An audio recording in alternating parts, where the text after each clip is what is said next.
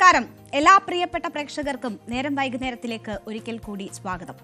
ഒരുപക്ഷെ ഈ ഈവനിംഗ് ജീവിതത്തിലെ ഏറ്റവും മനോഹരമായ നിമിഷമായി മാറുന്ന ചിലരെങ്കിലും എന്നെ കാണുന്നുണ്ടാവും, കേൾക്കുന്നുണ്ടാവും. മറ്റു പലർക്കും ചിലപ്പോൾ വലിയ ദുഃഖങ്ങളുടേതായിരിക്കാം ഈ ഈവനിംഗ്. ഈ എല്ലാവർക്കും ഒരുപോലെ കേട്ടാൽ ആശ്വാസം തോന്നുന്ന ഒരു വാചകമുണ്ടല്ലോ, this time too shall pass. ഈ നേരവും കടന്നു പോകും. അപ്പോൾ ഒരുപാട് സന്തോഷമുള്ളവർ ഈ നേരം കഴിഞ്ഞിട്ടും നമുക്ക് പ്രതിസന്ധികളും ദുർഘടഘട്ടങ്ങളും ഉണ്ടായേക്കാം എന്ന് മനസ്സിലോർക്കുന്നത് നല്ലതാണ്. അതേസമയം വലിയ ദുഃഖത്തിലുള്ളവർ ഈ സമയവും കടന്നുപോകും. നമുക്ക് ഇനിയും ജീവിതത്തിൽ നല്ല നിമിഷങ്ങളും നല്ല അവസരങ്ങളും സാഹചര്യങ്ങളും ഒക്കെ ഉണ്ടാകും എന്ന തോന്നൽ അവരെയും മുന്നോട്ട് നയിപ്പിക്കും. അപ്പോൾ നമുക്ക് മുന്നോട്ട് പോകാൻ വളരെ പ്രചോദനം നൽകുന്ന ഒരു വാചകമാണ്. ഇപ്പോൾ ഒരു വലിയ അപകടത്തിൻ്റെയൊക്കെ വാർത്തകൾ വന്നുകൊണ്ടിരിക്കുന്ന സമയമാണ്. നമുക്ക് വിശദമായി തന്നെ വാർത്തകളിലേക്ക് കടക്കാം.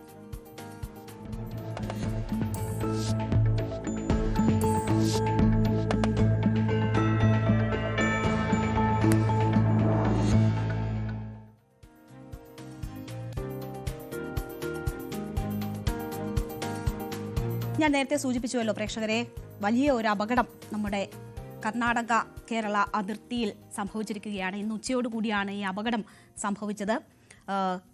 കാസർഗോഡ് നിന്ന് മംഗലാപുരത്തേക്ക് പോവുകയായിരുന്ന കർണാടക ട്രാൻസ്പോർട്ട് ബസ്സാണ് അപകടത്തിൽപ്പെട്ടത്. ഈ ബസ് അമിത വേഗതയിലായിരുന്നു. അമിത വേഗതയിൽ പോയ ബസ് നിയന്ത്രണം വിട്ട് ബാക്കിലേക്ക് വരികയും അത് ഒരു ഓട്ടോറിക്ഷയെ ഇടിക്കുകയും ബസ് കാത്തിരിപ്പ് കേന്ദ്രത്തിൽ ഇടിക്കുകയും അവിടെ ഓട്ടോറിക്ഷയിലും ബസ് കാത്തിരിപ്പ് കേന്ദ്രത്തിലുമായി ഉണ്ടായിരുന്ന 6 പേരുടെ മരണം സംഭവിക്കുകയും ചെയ്തിരിക്കുകയാണ്. അങ്ങേയറ്റം ദാരുണമായ ഒരു സംഭവമാണ് ഉണ്ടായിരിക്കുന്നത്. 6 ജീവനുകളാണ് പൊലിഞ്ഞിരിക്കുന്നത്. കർണാടക സ്വദേശികളായ ഓട്ടോറിക്ഷ ഡ്രൈവർ ഹൈദരലി, നഫീസ, ആയിഷ, ഖദീജ, ഹവമ്മ, 10 വയസ്സുള്ള ഒരു മകൾ ഹസ്ന എന്നിവരാണ് മരിച്ചത്. നിരവധി പേർക്ക് ഈ അപകടത്തിൽ പരിക്കേറ്റിട്ടുണ്ട് എന്ന വിവരവും വരുന്നു. നമുക്ക് ആ ദൃശ്യങ്ങൾ കാണാം. CCTV ദൃശ്യങ്ങളെന്ന് പറയുന്നത് നടുക്കുന്ന ദൃശ്യങ്ങളാണ്.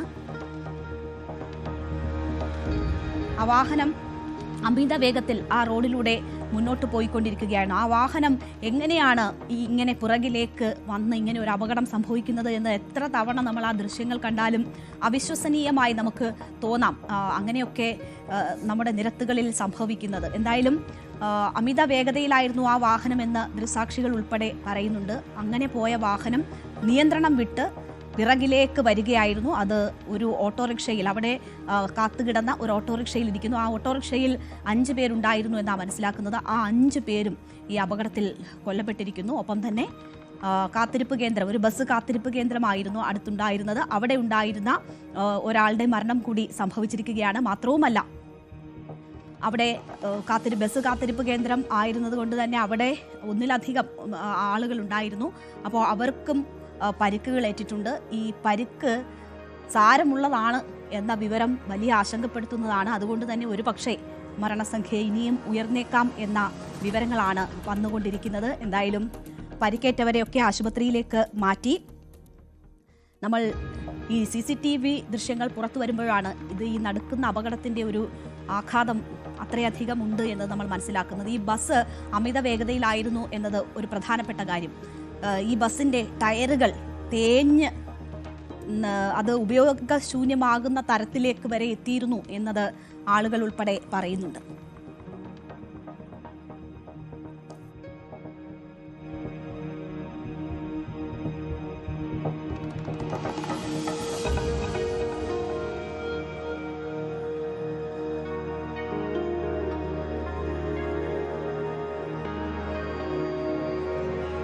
ആ CCTV ദൃശ്യങ്ങൾ നമുക്ക് കാണാം. അമിത വേഗതയിൽ മുന്നോട്ട് പോയ ബസ് പിന്നീട് നിയന്ത്രണം വിട്ട് തിരികെ വരികയായിരുന്നു. അങ്ങനെ അപകടമുണ്ടാവുകയായിരുന്നു. അപ്പോൾ അതിന് പിന്നീട് എന്ത് സംഭവിച്ചു, മുൻപിൽ എന്താണ് സംഭവിച്ചത് എന്നതുൾപ്പെടെയുള്ള കാര്യങ്ങൾ വിശദമായിട്ടില്ല. എന്തായാലും CCTV ദൃശ്യങ്ങൾ ഉള്ളതുകൊണ്ടാണ് ഇത് മനസ്സിലാക്കാൻ കഴിഞ്ഞത്. ബസ് അവിടെ നിർത്തുന്ന സ്ഥലമായതുകൊണ്ട് തന്നെ അവിടെ ആളുകൾ കൂടി നിൽക്കുകയായിരുന്നു. അതിനടുത്തുണ്ടായിരുന്ന ഓട്ടോറിക്ഷയിലെ 5 പേരാണ് മരിച്ചത്. അതിനൊപ്പം അവിടെ ബസ് കാത്തുനിന്ന ആളുകളും മരിച്ചു.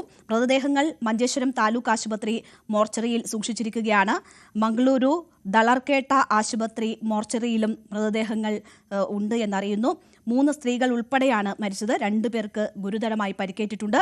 കർണാടക സർക്കാർ ബസ്സാണ് അപകടം വരുത്തിവെച്ചത്. ബസ്സിടിച്ച ഓട്ടോറിക്ഷയിൽ ഉണ്ടായിരുന്ന ആളുകൾ എല്ലാവരും തന്നെ, ഡ്രൈവർ ഉൾപ്പെടെ എല്ലാവരും തന്നെ മരിച്ചു. ഉച്ചയ്ക്ക് 1:45 കൂടിയാണ് ഈ അപകടമുണ്ടായത്. കർണാടകയിൽ നിന്ന് കാസർഗോഡേക്ക് വരികയായിരുന്ന കർണാടക RTC ബസ് എന്ന് പറയുന്നുണ്ട്. കാസർഗോഡ് നിന്ന് മംഗലാപുരത്തേക്ക് പോയിരുന്ന ബസ്സാണ് എന്നും പറയുന്നുണ്ട്. അതിലൊക്കെ വ്യക്തത വരേണ്ടിയിരിക്കുന്നു. റോഡിൽ നിർത്തിയിട്ട ഓട്ടോറിക്ഷയിലേക്കാണ് ഈ ബസ് തിരിച്ചു വന്ന് ഇടിക്കുന്നത്. ഗുരുതരമായി പരിക്കേറ്റവരുണ്ട്. അവരെ മംഗളൂരുവിലെ സ്വകാര്യ ആശുപത്രിയിൽ പ്രവേശിപ്പിച്ചിരിക്കുന്നു എന്നതാണ് ലഭ്യമാകുന്ന വിവരം. എന്തായാലും ഒരു നാടിനെ നടുക്കിയ വലിയ അപകടമാണ് അവിടെ സംഭവിച്ചത്. നമ്മുടെ നിരത്തുകളിൽ ഇങ്ങനെ എത്ര ജീവനുകളാണ് പൊലിയുന്നത്. ഈ വാഹനം അതിൻ്റെ ടയറുകൾ തേഞ്ഞ നിലയിലായിരുന്നു എന്നൊക്കെ പറയുന്നു. അപ്പോൾ പോലും അത് അമിത വേഗതയിലാണ് എത്തിയതെന്ന് പറയുന്നു. മറ്റു വാഹനങ്ങൾക്ക് സൈഡ് കൊടുക്കുകയോ അങ്ങനെയുള്ള പ്രശ്നങ്ങളൊന്നും ഇല്ല എന്നതാണ് മനസ്സിലാകുന്നത്. ഈ ബസ്സിന് നിയന്ത്രണം നഷ്ടപ്പെട്ടാണ് അത് തിരികെ വരികയും അങ്ങനെ ഒരു അപകടത്തിലേക്ക് നയിക്കുകയും ചെയ്യുന്നത്. ഈ ഓട്ടോറിക്ഷ നമുക്ക് കാണാം, അത് പൂർണ്ണമായും തകർന്ന നിലയിലാണ്. ബസിൻ്റെ മുൻഭാഗത്തും അപകടത്തിൻ്റെ ആഘാതങ്ങൾ ഉണ്ട് എന്ന് മനസ്സിലാക്കുന്നു. എന്തായാലും വലിയ രീതിയിലുള്ള പ്രതിഷേധം ഇതുമായി ബന്ധപ്പെട്ട് ഉയർന്നിട്ടുണ്ട്. ഈ ബസിൻ്റെ അമിത വേഗം, ഒപ്പം തന്നെ കാലപ്പഴക്കം എന്നിവയൊക്കെ ചൊല്ലി വലിയ പ്രതിഷേധം ഉയരുന്നുണ്ട്. 6 ജീവനുകളാണ് നഷ്ടപ്പെട്ടത്. ഇപ്പോൾ പരിക്കേറ്റ ആശുപത്രിയിലുള്ളവരുടെ നില ഗുരുതരമാണ് എന്നത് വലിയ ആഘാതമായി തുടരുകയും ചെയ്യുന്നു.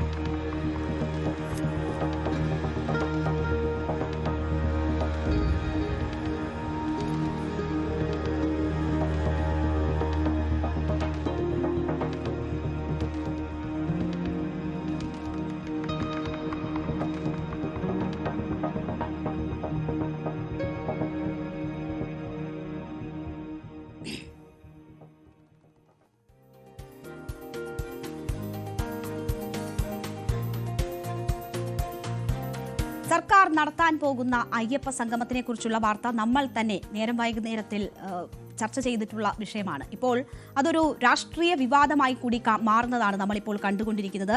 BJP സംസ്ഥാന അധ്യക്ഷൻ രാജീവ് ചന്ദ്രശേഖർ ഈ വിഷയവുമായി ബന്ധപ്പെട്ട് കഴിഞ്ഞ ദിവസം ഒരു ഫേസ്ബുക്ക് പോസ്റ്റ് ഇട്ടിരുന്നു.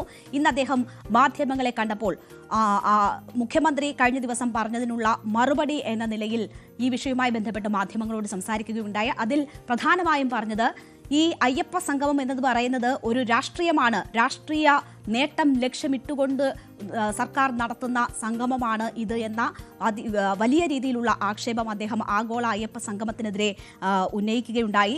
ഈ സംഗമത്തിലേക്ക് തമിഴ്നാട് മുഖ്യമന്ത്രി MK സ്റ്റാലിനെ ക്ഷണിച്ചത് BJP ഒരു ആയുധമാക്കി മാറ്റുകയാണ്. എന്തിനാണ് MK സ്റ്റാലിനെ ക്ഷണിച്ചത് എന്ന ചോദ്യം ഇന്നും ആവർത്തിച്ചു രാജീവ് ചന്ദ്രശേഖർ.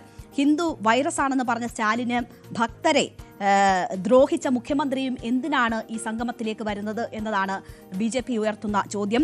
ഇതുവരെ താൻ ചെയ്തത് അല്ലെങ്കിൽ തൻ്റെ സർക്കാർ ചെയ്തത് തെറ്റാണ് എന്ന് പറയാൻ മുഖ്യമന്ത്രി തയ്യാറായിട്ടില്ല. ഈ സാഹചര്യത്തിൽ എന്തിന് ഇങ്ങനെയുള്ളവർ ഈ സംഗമത്തിൽ പങ്കെടുക്കുന്നു എന്നതാണ് രാജീവ് ചന്ദ്രശേഖർ ചോദിക്കുന്നത്. മാത്രവുമല്ല, പക്ഷേ ഇതൊരു നല്ല കാര്യമാണ് എന്ന കാര്യത്തിൽ സംശയമില്ല. അതിൽ ഭക്തർ ആണ് പങ്കെടുക്കേണ്ടത്, അവരുടെ താല്പര്യങ്ങളാണ് സംരക്ഷിക്കേണ്ടത് എന്ന് പറയുന്നു. തങ്ങളെ വിളിച്ചാൽ തങ്ങൾ പോകും ഈ സംഗമത്തിൽ എന്ന കാര്യം കൂടി പറയുകയാണ്. കഴിഞ്ഞ ദിവസം ആ സംഗമത്തിനില്ല എന്ന കാര്യം പ്രതിപക്ഷ നേതാവ് VD സതീശൻ സൂചിപ്പിച്ചിരുന്ന ഘട്ടത്തിലാണ് ഇപ്പോൾ ഈ എതിർ സ്വരങ്ങൾ ഉയർത്തുന്നു എങ്കിൽ പോലും BJP ആഗോള അയ്യപ്പ സംഗമത്തിൽ പങ്കെടുക്കുമെന്ന കാര്യം രാജീവ് ചന്ദ്രശേഖർ വ്യക്തമാക്കുന്നത്. അപ്പോൾ എവിടെയാണ് ഈ എതിർപ്പുകളുടെ തുടക്കം എന്ന് നോക്കിയാൽ കഴിഞ്ഞ ദിവസമാണ് രാജീവ് ചന്ദ്രശേഖർ ഒരു ഫേസ്ബുക്ക് പോസ്റ്റ് ഇടുന്നത്. അത് ഒരു സന്ദേശം എന്ന നിലയിൽ മുഖ്യമന്ത്രിക്കും മറ്റുമുള്ള ഒരു സന്ദേശം എന്ന നിലയിൽ കൊടുത്തിട്ടുള്ള ഒരു ഫേസ്ബുക്ക് പോസ്റ്റ് ആയിരുന്നു. അതിൽ ഒരുപാട് കാര്യങ്ങൾ ചൂണ്ടിക്കാട്ടുന്നുണ്ടായിരുന്നു. കഴിഞ്ഞ ശബരിമല വിവാദവുമായി ബന്ധപ്പെട്ടുള്ള സമയത്ത് എടുത്ത കേസുകൾ ഒന്നും തന്നെ മാറ്റിക്കൊടുത്തിട്ടില്ല, അവരെ കേസിൽ നിന്ന് മുക്തരാക്കിയിട്ടില്ല എന്ന കാര്യം സൂചിപ്പിക്കുകയാണ്. ഈ വർഷങ്ങളിലൊന്നും തന്നെ അയ്യപ്പന്മാർക്ക് ശബരിമലയിൽ എത്താനോ അതിനുള്ള അടിസ്ഥാന സൗകര്യ വികസനത്തിനോ ഒന്നും ഈ സർക്കാർ ഒരു കാര്യവും ചെയ്തിട്ടില്ല.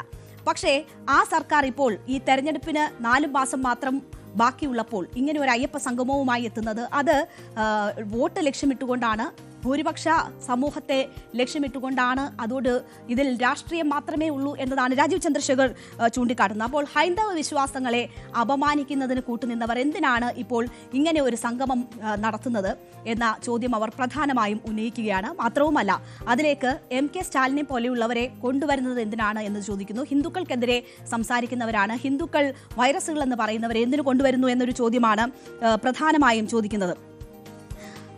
ആചാരങ്ങളെ ലംഘിക്കാനും അപമാനിക്കാനും സാധ്യമായതെല്ലാം ചെയ്തവരാണ് നിങ്ങൾ എന്നത് ചൂണ്ടിക്കാട്ടിക്കൊണ്ടാണ് ഇതിന്റെ ഉദ്ദേശശുദ്ധി എന്താണ് എന്ന ഒരു കാര്യം രാജീവ് ചന്ദ്രശേഖർ ചോദിക്കുന്നത്. ഒപ്പം തന്നെ പിണറായി വിജയൻ മാപ്പ് പറയണമെന്നൊരു ആവശ്യം മുന്നോട്ട് വയ്ക്കുന്നു. അല്ലാതെ അവിടേക്ക് കടക്കാൻ അനുവദിക്കില്ല, അതിന് BJP എന്ത് വിലയും നൽകും എന്ന ഒരു സന്ദേശം, ഒരു മുന്നറിയിപ്പ് കൂടി രാജീവ് ചന്ദ്രശേഖർ ആ ഫേസ്ബുക്ക് പോസ്റ്റിൽ നൽകുന്നുണ്ട്. നിങ്ങൾ മാപ്പ് ചോദിക്കുക, ഒരു ഇന്ത്യക്കാരന്റെയും വിശ്വാസത്തെ അപമാനിക്കാൻ BJP അനുവദിക്കില്ല എന്ന് പറഞ്ഞുകൊണ്ടാണ് ആ ഫേസ്ബുക്ക് പോസ്റ്റ് രാജീവ് ചന്ദ്രശേഖർ അവസാനിപ്പിച്ചിരുന്നത്. അപ്പോൾ ഞങ്ങളുടെ ശക്തിയെ കുറച്ചു കാണരുത്, അവിടേക്ക് കയറ്റില്ല, ഇതിനെതിരെ ഞങ്ങൾ തെരുവിലിറങ്ങും തുടങ്ങിയ ഭീഷണി BJPയുടെ ഭാഗത്തു നിന്നും ഉണ്ടായപ്പോഴാണ് ഇന്നലെ മാധ്യമങ്ങളെ മുഖ്യമന്ത്രി കാണുമ്പോൾ മാധ്യമപ്രവർത്തകർ ഇതുമായി ബന്ധപ്പെട്ട് മുഖ്യമന്ത്രിയോട് കാര്യങ്ങൾ ചോദിക്കുന്നത്. അപ്പോൾ മുഖ്യമന്ത്രി പറഞ്ഞ കാര്യം, ഇത് നല്ല ഉദ്ദേശം മാത്രം വെച്ചുകൊണ്ട് ഉള്ള കാര്യമാണ് എന്ന് മുഖ്യമന്ത്രി പറയുന്നു. വിരട്ട് കയ്യിലിരിക്കട്ടെ എന്നതാണ് മുഖ്യമന്ത്രി രാജീവ് ചന്ദ്രശേഖറിന് വളരെ വ്യക്തമായി നൽകിയ മറുപടി. ഇത് കേരളമാണ്, വിരട്ട് കയ്യിലിരിക്കട്ടെ. എന്നിട്ട് മുഖ്യമന്ത്രി പറയുന്നു, രാജ്യത്ത് തന്നെ ഇത് വലിയ ശ്രദ്ധേയമായ ഒരു ക്ഷേത്രമാണ് ഈ ശബരിമല എന്നത്. അപ്പോൾ അതിന്റെ കീർത്തി ഉയർത്തുക എന്നത് ലക്ഷ്യമിട്ടുകൊണ്ടാണ് സർക്കാർ ഇത്തരം ഒരു നീക്കം നടത്തുന്നത്. ഇത് തിരുവിതാംകൂർ ദേവസ്വം ബോർഡ് ജൂബിലി ആഘോഷത്തിന്റെ ഭാഗമായി സംഘടിപ്പിക്കുന്ന പരിപാടിയാണ്. ഇതൊരു സർക്കാർ പരിപാടിയല്ല, ഇതിനെ രാഷ്ട്രീയമായി കാണേണ്ടതില്ല എന്നതാണ് മുഖ്യമന്ത്രി പ്രധാനമായും ഇന്നലെ മാധ്യമങ്ങളെ കണ്ടപ്പോൾ പറഞ്ഞത്. അതിനുശേഷം ഈ വിരട്ട് ഇങ്ങോട്ട് വേണ്ട എന്നൊരു കാര്യം കൂടി മുഖ്യമന്ത്രി സൂചിപ്പിക്കുന്നുണ്ടായിരുന്നു. ആ സാഹചര്യത്തിലാണ് ഇന്ന് രാജീവ് ചന്ദ്രശേഖരും കുമ്മനം രാജശേഖരനും മാധ്യമങ്ങളെ കണ്ട് കാര്യങ്ങൾ വിശദീകരിക്കുന്നത്. അപ്പോൾ ഇന്നലെ മുഖ്യമന്ത്രി പറഞ്ഞതിന്റെ പ്രസക്ത ഭാഗങ്ങൾ നമുക്കൊന്ന് കേൾക്കാം. തിരുവിതാംകൂർ ദേവസ്വം ബോർഡിന്റെ ജൂബിലി ആഘോഷത്തിന്റെ ഭാഗമായി അവര് നിശ്ചയിച്ചു ഒരു ആഗോള അയ്യപ്പ സംഗമം നടത്താമെന്നുള്ളത്. ഇതാണ് സംഭവിക്കുന്നത്. ആഗോള അയ്യപ്പ സംഗമത്തിന് നടത്തുന്നു എന്ന് പറഞ്ഞപ്പോൾ എല്ലായിടങ്ങളിലുള്ളവർക്ക് താല്പര്യമാണ്. കേരളത്തിലുള്ളവർക്ക് മാത്രമല്ല, കേരളത്തിന് പുറത്തുള്ളവർക്കും താല്പര്യമാണ്. അപ്പോൾ ഇതിനെ ഒരു രാഷ്ട്രീയമായി കാണേണ്ട ഒരു കാര്യമല്ല, ഇത് ആരാധനയുടെ ഭാഗമായി നടക്കുന്ന കാര്യമാണ്. ദേവസ്വം ബോർഡ് നടത്തട്ടെ, സർക്കാരിന്റെ ഒരു പരിപാടിയല്ല, ദേവസ്വം ബോർഡിന്റെ പരിപാടിയാണ്. ഇത്തരം കാര്യങ്ങൾക്കൊക്കെ സർക്കാർ സാധാരണഗതിയിലുള്ള സഹായങ്ങൾ ചെയ്യാറുണ്ട്, അതല്ലാതെ മറ്റൊരു കാര്യവും സർക്കാരിനതിലില്ല. അപ്പോ നല്ല നിലക്ക് ആ പരിപാടി നടക്കട്ടെ. പിന്നെ വിരട്ടലും കൊണ്ടൊന്നും പുറപ്പെടണ്ട കേട്ടോ, അതുകൊണ്ടൊന്നും പരിപാടി നടക്കാതിരിക്കൂല. ഇത് രാജീവ് ചന്ദ്രശേഖറിന് കേരളത്തിന്റെ ഒരു ശരിയായ നില അറിയാത്ത ഒരാളാണ്.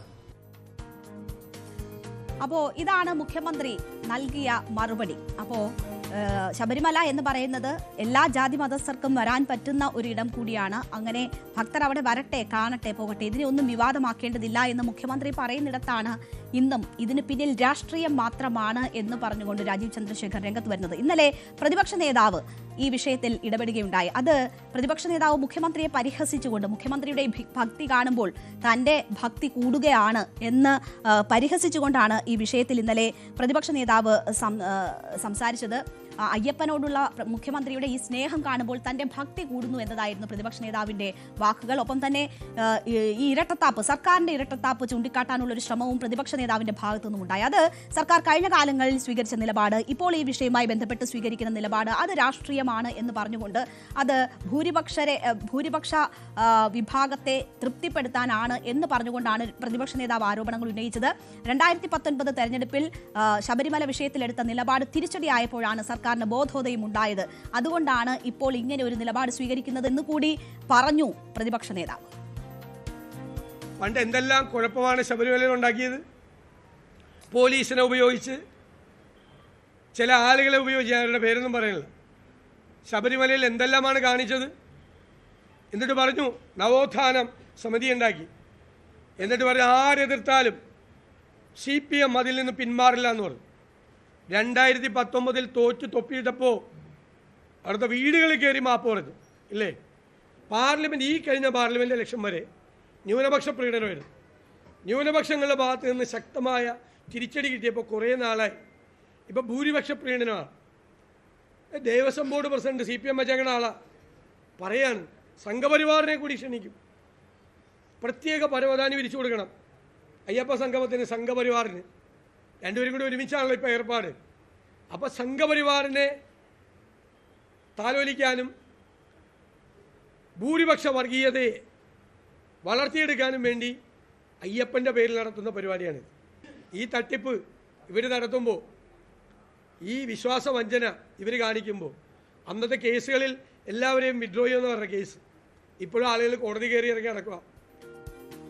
ഇപ്പോൾ സർക്കാർ വിശ്വാസവഞ്ചന കാട്ടുന്നു എന്നതാണ് പ്രതിപക്ഷ നേതാവ് ചൂണ്ടിക്കാട്ടുന്നത്. അന്നെടുത്ത കേസുകൾ ആരെയും തന്നെ വിടുതൽ ചെയ്തിട്ടില്ല എന്ന കാര്യം ചൂണ്ടിക്കാട്ടുന്നു. പക്ഷേ മുഖ്യമന്ത്രി ഇതിനോട് പറഞ്ഞ മറുപടി എന്ന് പറയുന്നത് ക്രിമിനൽ കേസുകൾ ഒഴികെ ഉള്ള എല്ലാ കേസുകളും ഒഴിവാക്കിയിട്ടുണ്ട് എന്ന കാര്യമാണ് മുഖ്യമന്ത്രി സൂചിപ്പിച്ചത്. അപ്പോൾ ഭൂരിപക്ഷ വർഗീയതയെ പ്രോത്സാഹിപ്പിക്കുന്ന നടപടി എന്ന് പറഞ്ഞുകൊണ്ടാണ് VD സതീശൻ ഇതിനെതിരെ വരുന്നത്. ഇന്ന് രാജീവ് ചന്ദ്രശേഖർ മാധ്യമങ്ങളെ കാണുമ്പോൾ അദ്ദേഹം പറയുന്നത് ഇനി 4 മാസം മാത്രം തെരഞ്ഞെടുപ്പിനുള്ളപ്പോഴല്ല സർക്കാർ ഇങ്ങനെയുള്ളൊരു സ്നേഹം കാണിക്കേണ്ടത്. അവിടെ വരുന്ന അയ്യപ്പ ഭക്തർക്ക് അടിസ്ഥാന സൗകര്യം ഒരുക്കാൻ ഈ 10 വർഷം ഇവരെന്താണ് ചെയ്തത് തുടങ്ങിയ ചോദ്യങ്ങൾ ഉന്നയിക്കുന്നുണ്ട്. മുഖ്യമന്ത്രി ഒരു ഭക്തനല്ല എന്ന കാര്യം ചൂണ്ടിക്കാട്ടുന്നു. ഇങ്ങനെയുള്ളവർ എന്തിനാണ് അവിടേക്ക് വരുന്നതെന്ന് ചോദിക്കുന്നു. താൻ 18 തവണ ശബരിമല ദർശനം നടത്തിയ വ്യക്തിയാണ് എന്ന് രാജീവ് ചന്ദ്രശേഖർ പറയുന്നു. അതിന്റെ അനുഭവത്തിലാണ് പറയുന്നത് തുടങ്ങിയ കാര്യങ്ങൾ പറയുന്നു. അപ്പോൾ ഇത് വെറും രാഷ്ട്രീയ നാടകമാണ് സർക്കാർ കാണിക്കുന്നത് എന്ന് തുറന്നു കാട്ടാനാണ് BJP സംസ്ഥാന അധ്യക്ഷൻ ശ്രമിച്ചത്. അപ്പോൾ ഇന്ന് അദ്ദേഹം വാർത്താസമ്മേളനത്തിൽ പറഞ്ഞ പ്രസക്ത ഭാഗങ്ങൾ കൂടി കേൾക്കാം.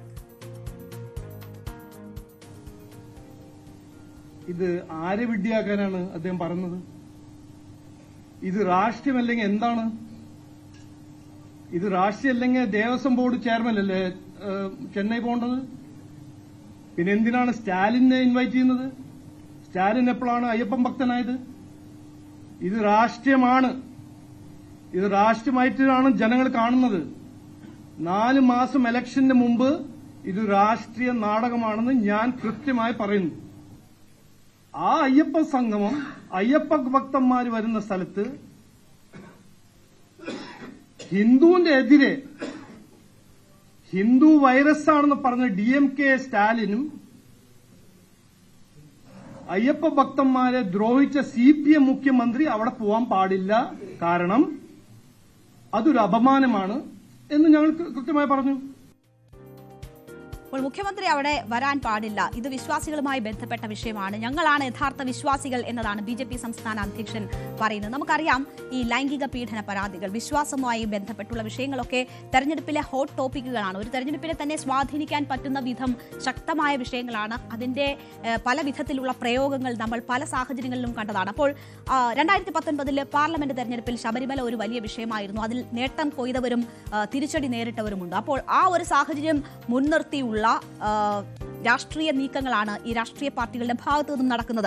അന്നുണ്ടായ തിരിച്ചടി അത് മറികടക്കാനുള്ള ശ്രമങ്ങൾ CPM-ന്റെയും LDF-ന്റെയും ഭാഗത്തു നിന്നും ഉണ്ടാകുന്നു. അപ്പോൾ ആഗോള അയ്യപ്പ സംഗമം എന്നത് അതിന്റെ ജൂബിലി ആഘോഷങ്ങളുമായി ബന്ധപ്പെട്ടതാണ് എന്ന് പറയുമ്പോൾ പോലും അതിനൊരു രാഷ്ട്രീയ ലക്ഷ്യമുണ്ട് എന്നത് നമുക്ക് കാണാം. പക്ഷേ അന്ന് സർക്കാർ ഈ ശബരിമലയ്ക്ക് വിരുദ്ധമായുള്ള നടപടികൾ സ്വീകരിച്ചു എന്ന് പറയുമ്പോൾ പറഞ്ഞവർ കുറ്റപ്പെടുത്തിയവർ ഇന്ന് സർക്കാർ ആ നിലപാട് സ്വീകരിക്കുമ്പോൾ എന്തിന് അതിനെ വിമർശിക്കണം എന്ന ഒരു ചോദ്യം ഉയർന്നു. അങ്ങനെ വിമർശിക്കുന്നിടത്താണ് അവരുടെ രാഷ്ട്രീയ താല്പര്യങ്ങൾ സംരക്ഷിക്കപ്പെടുന്നത് എന്ന് മനസ്സിലാക്കുമ്പോഴാണ് ആ വിമർശനങ്ങൾക്ക് പിന്നിൽ എന്ത് എന്ന് നമുക്ക് മനസ്സിലാകുന്നത്. അപ്പോൾ ഇതിനെ ഇങ്ങനെ ചർച്ചയാക്കുക, ഞങ്ങളാണ് യഥാർത്ഥ വിശ്വാസികൾ എന്ന അവകാശവാദം കൊണ്ടുവരിക, മറ്റെല്ലാം രാഷ്ട്രീയ നേട്ടത്തിന് വേണ്ടിയുള്ള ഇടപെടലുകളാണ് എന്ന് കുറ്റപ്പെടുത്തുന്നതിന് പിന്നിലുള്ള യഥാർത്ഥ ലക്ഷ്യങ്ങൾ അതാണ് നമ്മൾ കാണുന്നത്. അപ്പോൾ ഇത് CPM-ഉം BJP-യും തമ്മിലുള്ള വിഷയമാണ്, അവർ ഒരുമിച്ചാണ് എന്ന് ചൂണ്ടിക്കാട്ടി, അതിലെ ഇരട്ടത്താപ്പ് ചൂണ്ടിക്കാട്ടി അതിൽ നിന്ന് രാഷ്ട്രീയ നേട്ടം ഉണ്ടാക്കാൻ കഴിയുമോ എന്ന ശ്രമമാണ് ഇപ്പോൾ കോൺഗ്രസും നടത്തിക്കൊണ്ടിരിക്കുന്നത്. കാരണം ഭൂരിപക്ഷ വോട്ടുകൾ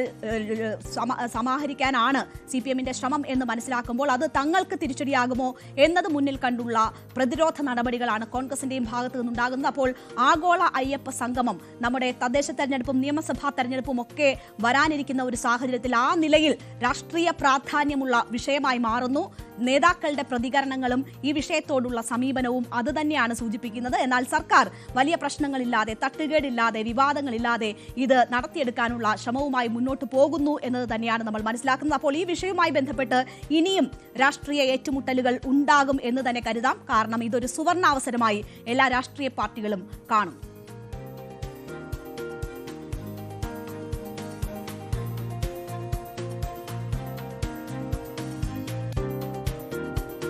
രാഹുൽ മാങ്കൂട്ടത്തിന് രാഹുകാലം നല്ല കാലമല്ല എന്നത് നമ്മൾ കഴിഞ്ഞ കുറേ ദിവസങ്ങളായി കണ്ടുകൊണ്ടിരിക്കുകയാണ്. അതിനു മുൻപ് നല്ല കാലമായിരുന്നു. ഈ മോശം പ്രവർത്തികളുമായി നടക്കുന്ന ഒരാൾക്ക് അത് നല്ല കാലമായിരുന്നു എന്നും നമുക്ക് പറയാൻ വയ്യ. എന്തായാലും രാഹുലുമായി ബന്ധപ്പെട്ട് പരാതികൾ ഉയർന്ന സാഹചര്യത്തിൽ അത് അന്വേഷിക്കാനുള്ള തീരുമാനം, അതിൽ കേസെടുക്കുന്നു എന്ന തീരുമാനം ഇന്നലെ തന്നെ വന്നതാണ്. ഇപ്പോൾ അതിന്റെ തുടർ നടപടികളിലേക്ക് ക്രൈംബ്രാഞ്ച് കടക്കുന്നു എന്നാണ് മനസ്സിലാകുന്നത്.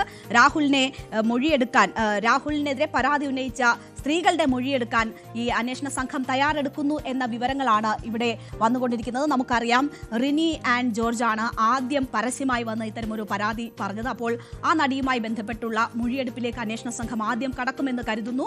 പിന്നീട് നേരിട്ട് തന്നെ ഒരു പ്രത്യക്ഷമായ ഒരു പരാതിയുമായി വന്നത് അവന്തികയാണ്. ന്യൂസ് 18ലൂടെയാണ് അവന്തിക ആ പരാതി ഉന്നയിച്ചിരുന്നത്. അപ്പോൾ അവന്തികയുമായി ബന്ധപ്പെട്ടും മൊഴിയെടുക്കാനുള്ള നീക്കം അന്വേഷണ സംഘം നടത്തുന്നു എന്നാണ് മനസ്സിലാകുന്നത്. പിന്നീട് ഹണി ഭാസ്കറിന്റെ തുറന്നു പറച്ചിലാണ് അതുമായി ബന്ധപ്പെട്ടുണ്ടായിരിക്കുന്നത്. അപ്പോൾ ഹണിയുമായി ബന്ധപ്പെട്ടും മൊഴി രേഖപ്പെടുത്താൻ അന്വേഷണ സംഘം നീക്കം നടത്തുന്നു എന്നതാണ് നമ്മൾക്ക് ലഭ്യമാകുന്ന വിവരം. ഇവരെ സമീപിക്കും അന്വേഷണ സംഘം എന്നത് മനസ്സിലാകുന്നു. പക്ഷേ ഏറ്റവും പ്രധാനപ്പെട്ട ചോദ്യം, ഇതിൽ പരാതിക്കാർ മുന്നോട്ട് വരുമോ എന്നതാണ്.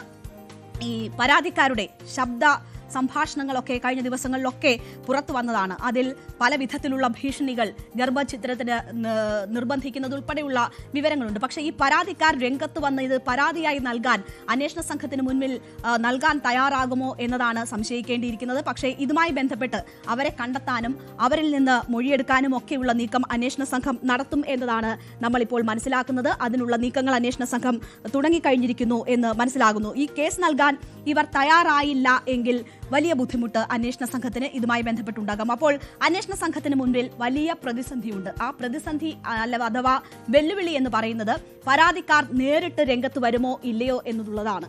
പരാതി ഇപ്പോൾ പല വിധത്തിലുള്ള പരാതികൾ ലഭിച്ചിട്ടുണ്ട്. അഭിഭാഷകൻ മുഖേനയൊക്കെ പരാതികൾ ലഭിച്ചിട്ടുണ്ട്. അത് ഈ വിഷയങ്ങളുമായി ബന്ധപ്പെട്ട അന്വേഷണം വേണം എന്നത് ചൂണ്ടിക്കാണിച്ചുകൊണ്ടുള്ള കാര്യങ്ങളാണ് വന്നിട്ടുള്ളത്. പക്ഷേ ആദ്യം പോലീസിന് കിട്ടിയ നിയമോപദേശം എന്ന് പറയുന്നത് ഇതിൽ കേസെടുക്കാൻ കഴിയില്ല എന്നതാണ്. പക്ഷേ പിന്നീട് കേസെടുക്കാനുള്ള തീരുമാനം ഉണ്ടാവുകയും ചെയ്തു. വനിതാ കമ്മീഷനും ബാലാവകാശ കമ്മീഷനും ഒക്കെ ഈ വിഷയത്തിൽ ഇടപെടുകയും റിപ്പോർട്ട് തേടുകയും ചെയ്ത സാഹചര്യമൊക്കെ ഉണ്ടായി. അങ്ങനെയാണ് DGPയുടെ നിർദ്ദേശപ്രകാരം ഇന്നലെ കേസെടുക്കാൻ തീരുമാനിച്ചിരിക്കുന്നത്. അപ്പോൾ ഇനി ഈ കേസിന്റെ മുന്നോട്ട് പോക്ക് എന്നത് പറയുന്നത് ഒരു വെല്ലുവിളിയായി തന്നെ അന്വേഷണ സംഘത്തിന് മുന്നിലുണ്ട്.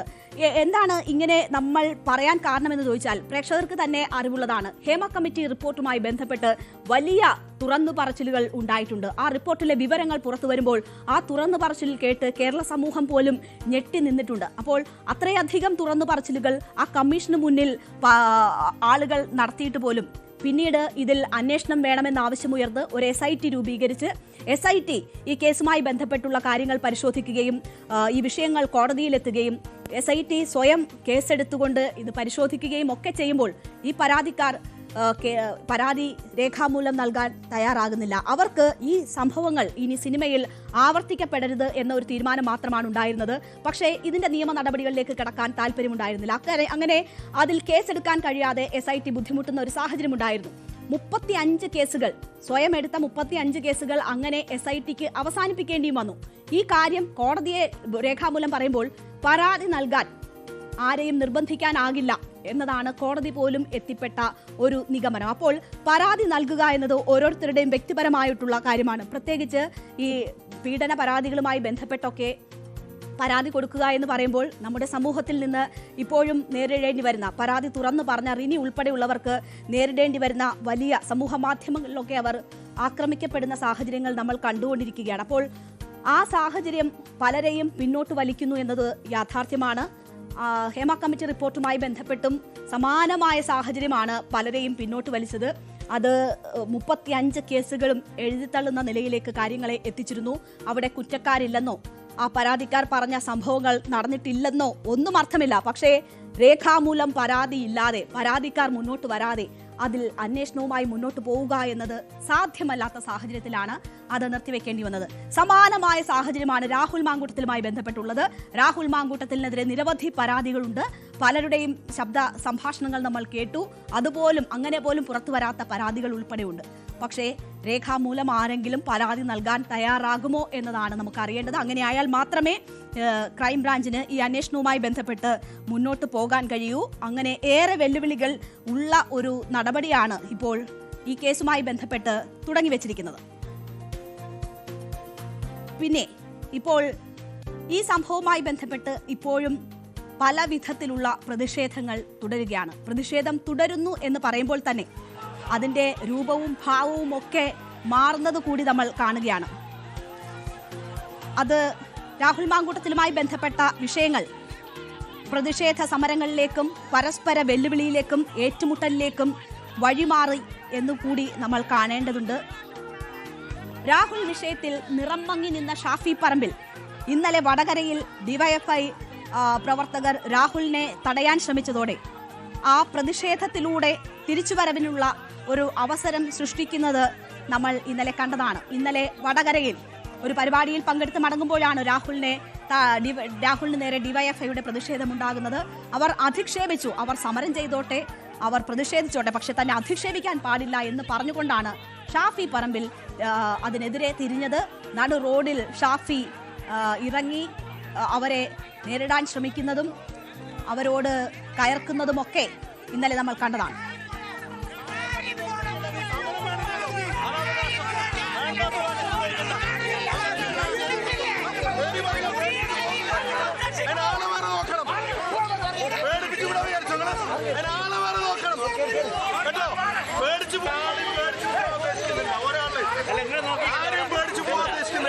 സമരം ചെയ്യേണ്ടവർ ചെയ്യുക, അതിന്റെ അവകാശങ്ങൾ എല്ലാവരും മാനിക്കുന്നു. പക്ഷെ വേണ്ടാത്ത വർത്താനം വന്ന് നായ പട്ടിന്നൊക്കെ വിളിച്ചാൽ കേട്ടു പോകുന്ന ഒരാൾ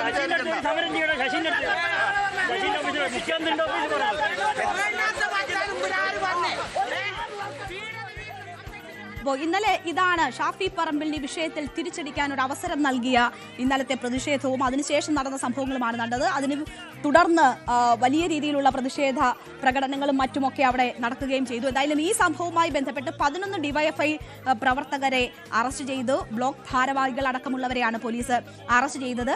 പിന്നീട് അവരെ സ്റ്റേഷൻ ജാമ്യത്തിൽ വിടുകയായിരുന്നു. പ്രതിഷേധ സൂചകമായി ഡിവൈഎഫ്ഐ നടത്തിയ റോഡ് ഉപരോധത്തിൽ ഗതാഗതം തടസ്സപ്പെടുത്തി എന്നതുൾപ്പെടെയുള്ള കേസുകളൊക്കെ ചുമത്തിയാണ് ഇവരെ അറസ്റ്റ് ചെയ്യുകയും പിന്നീട് വിട്ടയക്കുകയൊക്കെ ചെയ്തത്. പിന്നീട് ഈ സംഭവത്തിൽ പ്രതിഷേധവുമായി ക്ലിഫ് ഹൗസിന് മുന്നിൽ മാർച്ച് നടന്നു. ക്ലിഫ് ഹൗസിന് മുന്നിൽ മാർച്ചിൽ പങ്കെടുത്ത പ്രവർത്തകർക്കെതിരെ ഇപ്പോൾ വധശ്രമം ഉൾപ്പെടെയുള്ള വകുപ്പുകൾ ചുമത്തി പോലീസ് കേസെടുക്കുകയും ചെയ്തു. 28 പേർക്കെതിരെയാണ് ഇന്നലെ രാത്രി ക്ലിഫ് ഹൗസിലേക്ക് നടത്തിയ മാർച്ചിൽ 28 പേർക്കെതിരെയാണ് കേസെടുത്തിട്ടുള്ളത്. മഹിളാ കോൺഗ്രസ് നേതാക്കളായ Veena S Nair, Leena, DCC general secretary Sreekala അടക്കമുള്ളവരാണ് ഇതിൽ പ്രതിയായിട്ടുള്ളത്. അപ്പോൾ അവരെ അറസ്റ്റ് ചെയ്യുകയും പിന്നീട് വിട്ടയക്കുകയും അറസ്റ്റിലായ 3 യൂത്ത് കോൺഗ്രസ് പ്രവർത്തകരെ പിന്നീട് റിമാൻഡ് ചെയ്യുകയും ഒക്കെ ചെയ്തു. അപ്പോൾ ഇന്നലെ ഷാഫി പറമ്പിലിനെ തടഞ്ഞ സംഭവവുമായി ബന്ധപ്പെട്ടാണ് രാത്രി ഇത്തരമൊരു പ്രതിഷേധ മാർച്ച് ക്ലിഫ് ഹൗസിലേക്ക് ഉണ്ടാകുന്നത്. അതിലാണ് വധശ്രമം ഉൾപ്പെടെയുള്ള വകുപ്പുകൾ ചുമത്തി ഇപ്പോൾ കേസെടുത്തിരിക്കുന്നത്. ഇപ്പോൾ പിന്നെയും രാഹുൽ മാങ്കൂട്ടത്തിന്റെ രാജി ആവശ്യം ഉന്നയിച്ചുള്ള പ്രതിഷേധങ്ങളും നടക്കുന്നുണ്ട്. രാഹുൽ MLA സ്ഥാനം രാജിവെക്കണമെന്നാവശ്യപ്പെട്ട് ഗൃഹസന്ദർശന ക്യാമ്പയിൻ തുടങ്ങിയിരിക്കുകയാണ് ഡിവൈഎഫ്ഐ. പാലക്കാട് നിയോജക മണ്ഡലത്തിലെ വീടുകൾ കയറിയിറങ്ങി അവിടെ രാഹുലിന്റെ രാജിയുടെ അനിവാര്യത എന്ത് എന്ന് അവരെ ബോധിപ്പിക്കുന്നതിനുള്ള ഗൃഹസന്ദർശന പരിപാടികളാണ് ഡിവൈഎഫ്ഐയുടെ നേതൃത്വത്തിൽ ഇപ്പോൾ പാലക്കാട് നടക്കുന്നത്. എന്നിട്ടും ആ MLA സഹായിച്ച് നിർത്തി അല്ലെങ്കിൽ സംരക്ഷിക്കുന്ന നിലപാടാണ് ഷാഫി പറമ്പിൽ അദ്ദേഹത്തെ ഇവിടെ കൊണ്ടുവന്ന് മത്സരിപ്പിച്ച ആളെ VD സതീശൻ തുടരുന്നത്. കോൺഗ്രസിന് വേണ്ടാത്ത, യൂത്ത് കോൺഗ്രസിന് വേണ്ടാത്ത, നാടിനൊന്നും വേണ്ടാത്ത ഒരു MLA പാലക്കാടിന് വേണോ എന്ന് ചോദിച്ചുകൊണ്ട് ഒന്ന് നമുക്കറിയാം, രാഹുൽ മാങ്കൂട്ടത്തിനെതിരായിട്ട് 1 ഡസനോളം വരുന്ന പരാതികൾ ഇവിടെ പുറത്തു വന്നു. അദ്ദേഹം ഒരു ഹാബിച്വൽ ഒഫൻഡറാണ്, ഒരു പെർവേർട്ടാണ്, അതിലുപരിയായി ക്രിമിനലാണ് എന്ന് ഇതിൽ പല തെളിയിക്കപ്പെടാനില്ല. അദ്ദേഹത്തെ യൂത്ത് കോൺഗ്രസിൽ നിന്ന് മാറ്റിയത് കൊണ്ടോ കോൺഗ്രസിൽ നിന്ന് സസ്പെൻഡ് ചെയ്തുകൊണ്ടായില്ല, പാലക്കാട് പോലെ വളരെ സാധാരണക്കാരായ നിഷ്കളങ്കരായ ആത്മാഭിമാനം ഉയർത്തിപ്പിടിച്ച് ജീവിക്കുന്ന മനുഷ്യരുടെ MLA ആയി തുടരാൻ ഒരിക്കലും രാഹുൽ മാങ്കൂട്ടത്തിന് ഒരു നിമിഷം മുന്നോട്ട് പോകാൻ വേണ്ടി കഴിയില്ല. അദ്ദേഹം എത്രയും വേഗം രാജിവെച്ച് മാറി നിൽക്കണമെന്ന് ആവശ്യപ്പെട്ടുകൊണ്ടാണ് വിവിധ സമരങ്ങളുടെ പ്രക്ഷോഭങ്ങളും സമരങ്ങളും മാത്രമല്ല നേരിട്ട് ഈ മണ്ഡലത്തിലെ വീടുകളിൽ ചെന്ന് വോട്ടർമാരെ ചെന്ന് കാണുകയാണ്. ബലാത്സംഗ കേസിൽ പ്രതിയായ മുകേഷിനെതിരെയും വലിയ രീതിയിലുള്ള പ്രതിഷേധം ഉയരുന്നുണ്ട്. INTUCയുടെ നേതൃത്വത്തിൽ എറണാകുളത്തെ മുകേഷിന്റെ വസതിയിലേക്ക് പ്രതിഷേധ മാർച്ച് നടന്നു. പ്രതിഷേധക്കാരെ പോലീസ് തടയുകയും മറ്റും ചെയ്തു. അപ്പോൾ അങ്ങോട്ടും ഇങ്ങോട്ടും ആരോപണ പ്രത്യാരോപണങ്ങളും പ്രതിഷേധങ്ങളും ഒക്കെ അരങ്ങേറുന്നതാണ് നമ്മൾ കാണുന്നത്. ഈ ബലാത്സംഗ പീഡന കേസുകളുടെ പേരിൽ തമ്മിൽ തല്ലുന്ന അല്ലെങ്കിൽ അങ്ങനെ പ്രതിഷേധത്തിൽ ഏർപ്പെട്ടിരിക്കുന്ന യുവതയാണ് നമ്മളിപ്പോൾ കണ്ടുകൊണ്ടിരിക്കുന്നത്. അത് അങ്ങനെ ചർച്ച ചെയ്യേണ്ടി വരുന്നത് തന്നെ ഒരു സമൂഹത്തിന്റെ അധപ്പതനം എന്ന് തന്നെ പറയാൻ കഴിയുകയുള്ളൂ നമുക്ക്. നിങ്ങളാണോ ഞങ്ങളാണോ കൂടുതൽ പീഡിപ്പിച്ചിട്ടുള്ളത്, അല്ലെങ്കിൽ ഞങ്ങൾക്കിങ്ങനെ സംഭവിച്ചിട്ടുണ്ടെങ്കിൽ നിങ്ങൾക്കും ഇത്ര കാര്യങ്ങൾ സംഭവിച്ചിട്ടുണ്ട്, നിങ്ങളാണ് മുൻപിൽ തുടങ്ങിയ ആരോപണ പ്രത്യാരോപണങ്ങൾ നടക്കുന്നത് ഒരു സമൂഹത്തിനും ചേർന്നതല്ല, നല്ലതല്ല. നമുക്കറിയാം, ഒരു പൊതുപ്രവർത്തകനിൽ നിന്നും ഉണ്ടായിക്കൂടാത്ത വലിയ രീതിയിലുള്ള ഏറ്റവും മോശം തരത്തിലുള്ള പ്രവർത്തനമാണ് രാഹുൽ മാങ്കൂട്ടത്തിൽ MLAയിൽ നിന്നുണ്ടായത്. അത് തുറന്നു കാണിക്കേണ്ടതായിരുന്നു, അത് തുറന്നു കാട്ടപ്പെട്ടു. ഒരു തരത്തിലും തുടർന്നു കൊണ്ടുപോകാൻ കഴിയാത്ത സാഹചര്യത്തിലാണ് കോൺഗ്രസ് നടപടികളിലേക്ക് കടന്നത്. പക്ഷേ മാതൃകാപരമായ നടപടി എന്ന് തന്നെ പറയാം. പാർട്ടിയുടെ പ്രാഥമിക അംഗത്വത്തിൽ നിന്ന് തന്നെ ഒരു MLAയെ പുറത്താക്കുന്ന ശക്തമായ നടപടി കോൺഗ്രസിന്റെ ഭാഗത്തു നിന്നുമുണ്ടായി. അതുവരെ കാര്യങ്ങൾ ഓക്കെയാണ്. പക്ഷേ അതിനുശേഷം പ്രതിപക്ഷ നേതാവിന്റെ ഭാഗത്തു നിന്നും ഉൾപ്പെടെ ഉണ്ടായ ഭീഷണിയുടെ സ്വരവും മറ്റ് ആരോപണ ഉന്നയിക്കലുമൊക്കെ അത് ഒരു മോശം സന്ദേശമാണ് നൽകിയിട്ടുള്ളത്. ഈ പീഡന കേസുകളുടെ എണ്ണം പറഞ്ഞല്ല രാഷ്ട്രീയ പാർട്ടികൾ തമ്മിൽ തല്ലേണ്ടത്. ഇത് രാഷ്ട്രീയ ഭേദമന്യേ എല്ലാവരും എതിർക്കേണ്ടുന്ന ഒരു വിഷയമാണ്. അതിൽ കൃത്യമായ നടപടികൾ ഉണ്ടാകേണ്ടുന്ന വിഷയമാണ്. അത് ഒരു സമൂഹത്തിനും വെച്ചു പൊറുപ്പിക്കാൻ പറ്റാത്ത വിഷയമായി കണ്ട് രാഷ്ട്രീയം മാറ്റി നിർത്തി വേണം ഈ വിഷയങ്ങളെ കാണാനും നേരിടാനും ഈ കുറ്റം ചെയ്യുന്നവരെ ഒറ്റപ്പെടുത്താനും. അല്ലാണ്ട് ഇതിന്റെ വലിപ്പ ചെറുപ്പം നോക്കി പൊതുനിരത്തുകളിലുള്ള ഏറ്റുമുട്ടൽ അത് ഈ സമൂഹത്തിന് തന്നെ ഏറ്റവും മോശമായി ഭവിക്കുന്ന കാര്യമാണ്. രാഷ്ട്രീയ പാർട്ടികൾ ഇനിയെങ്കിലും ആ ബോധം ഉൾക്കൊണ്ട് ഈ വിഷയത്തെ സമീപിക്കണം എന്നതാണ് പറയാനുള്ളത്. നമുക്ക് ഒരു ചെറിയ ഇടവേളയിലേക്ക് പോകാം. ആ ഇടവേളയ്ക്ക് ശേഷം മറ്റ് വാർത്തകളിലേക്ക് തിരിച്ചെത്താം.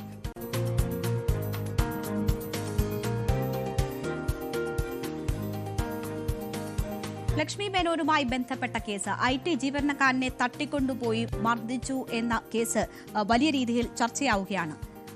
ഈ ലക്ഷ്മി മേനോന് ഈ സംഘത്തിലുണ്ടായിരുന്നു. ഒരു സംഘത്തിൽ ലക്ഷ്മി മേനോൻ ഉണ്ടായിരുന്നു.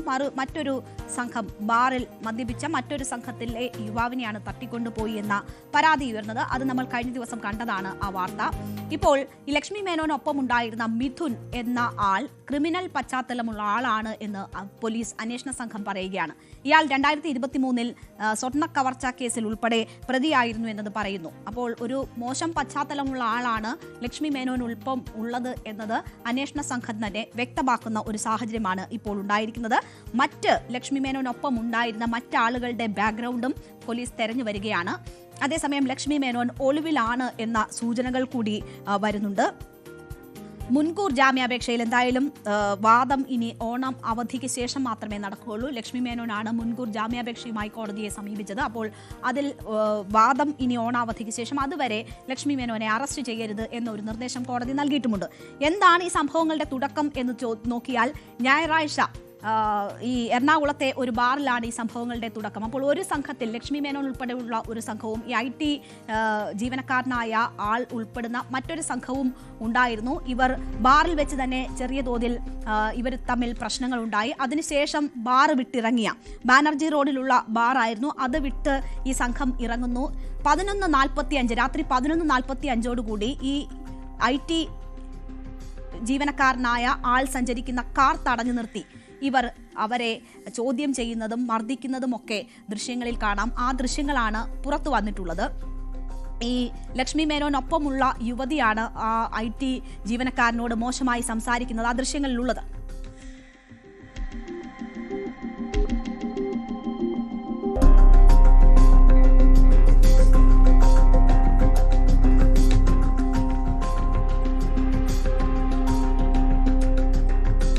അപ്പോൾ ഈ സംഭവങ്ങളുടെ ആധികാരികത തെളിയിക്കുന്ന ദൃശ്യങ്ങളാണ്. ഇങ്ങനെ ഒരു സംഭവം ഉണ്ടായിട്ടുണ്ട് എന്ന് തെളിയിക്കുന്ന ദൃശ്യങ്ങൾ ഉൾപ്പെടെ പുറത്തു വന്ന ഒരു സാഹചര്യമുണ്ട്. അപ്പോൾ ഇതുമായി ബന്ധപ്പെട്ടാണ് പിന്നീടുള്ള അന്വേഷണം. അതിലാണ് ഇപ്പോൾ ലക്ഷ്മി മേനോനൊപ്പമുള്ളവരുടെ ബാക്ക്ഗ്രൗണ്ട് മോശമാണ്, ക്രിമിനൽ ബാക്ക്ഗ്രൗണ്ട് ഉള്ളവർ ആ സംഘത്തിൽ ഉണ്ട് എന്ന വിവരം ഇപ്പോൾ പോലീസിൽ നിന്ന് നമുക്ക് ലഭിക്കുന്നത്.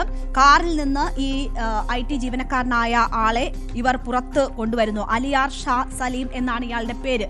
ഇവർ പിടിച്ചുകൊണ്ടു പോവുകയും പിന്നീട് ആലുവ പറവൂർ ഭാഗത്തുള്ള ഒരിടത്ത് ഇറക്കി വിടുകയുമായിരുന്നു. അപ്പോൾ ആ സമയങ്ങളിൽ വാഹനത്തിൽ വെച്ച് ഇയാൾക്ക് അതിക്രൂരമായി മർദ്ദനമേൽക്കുന്ന ഒരു സാഹചര്യം ഉണ്ടായിട്ടുണ്ട് എന്നതാണ് പരാതി. പിന്നീടാണ് ഈ അലിയാർ ഷാ പോലീസിൽ ഇതുമായി ബന്ധപ്പെട്ടുള്ള പരാതി നൽകുകയും ഈ ദൃശ്യങ്ങൾ പോലീസിന് നൽകുകയും ഒക്കെ ചെയ്തത്. അപ്പോൾ ഈ ലക്ഷ്മിക്കൊപ്പം ഉണ്ടായിരുന്ന യുവാക്കളാണ് ഇയാളെ തട്ടിക്കൊണ്ടുപോയി ക്രൂരമായി മർദ്ദിച്ച് ഉപേക്ഷിക്കുന്നത്. അപ്പോൾ എന്തൊക്കെ ഇതിനിടയിൽ സംഭവിച്ചിട്ടുണ്ട്, എന്താണ് ഇതിലേക്കൊക്കെ നയിച്ച കാരണങ്ങൾ തുടങ്ങിയ അന്വേഷണങ്ങളാണ് ഇനി നടക്കേണ്ടത്.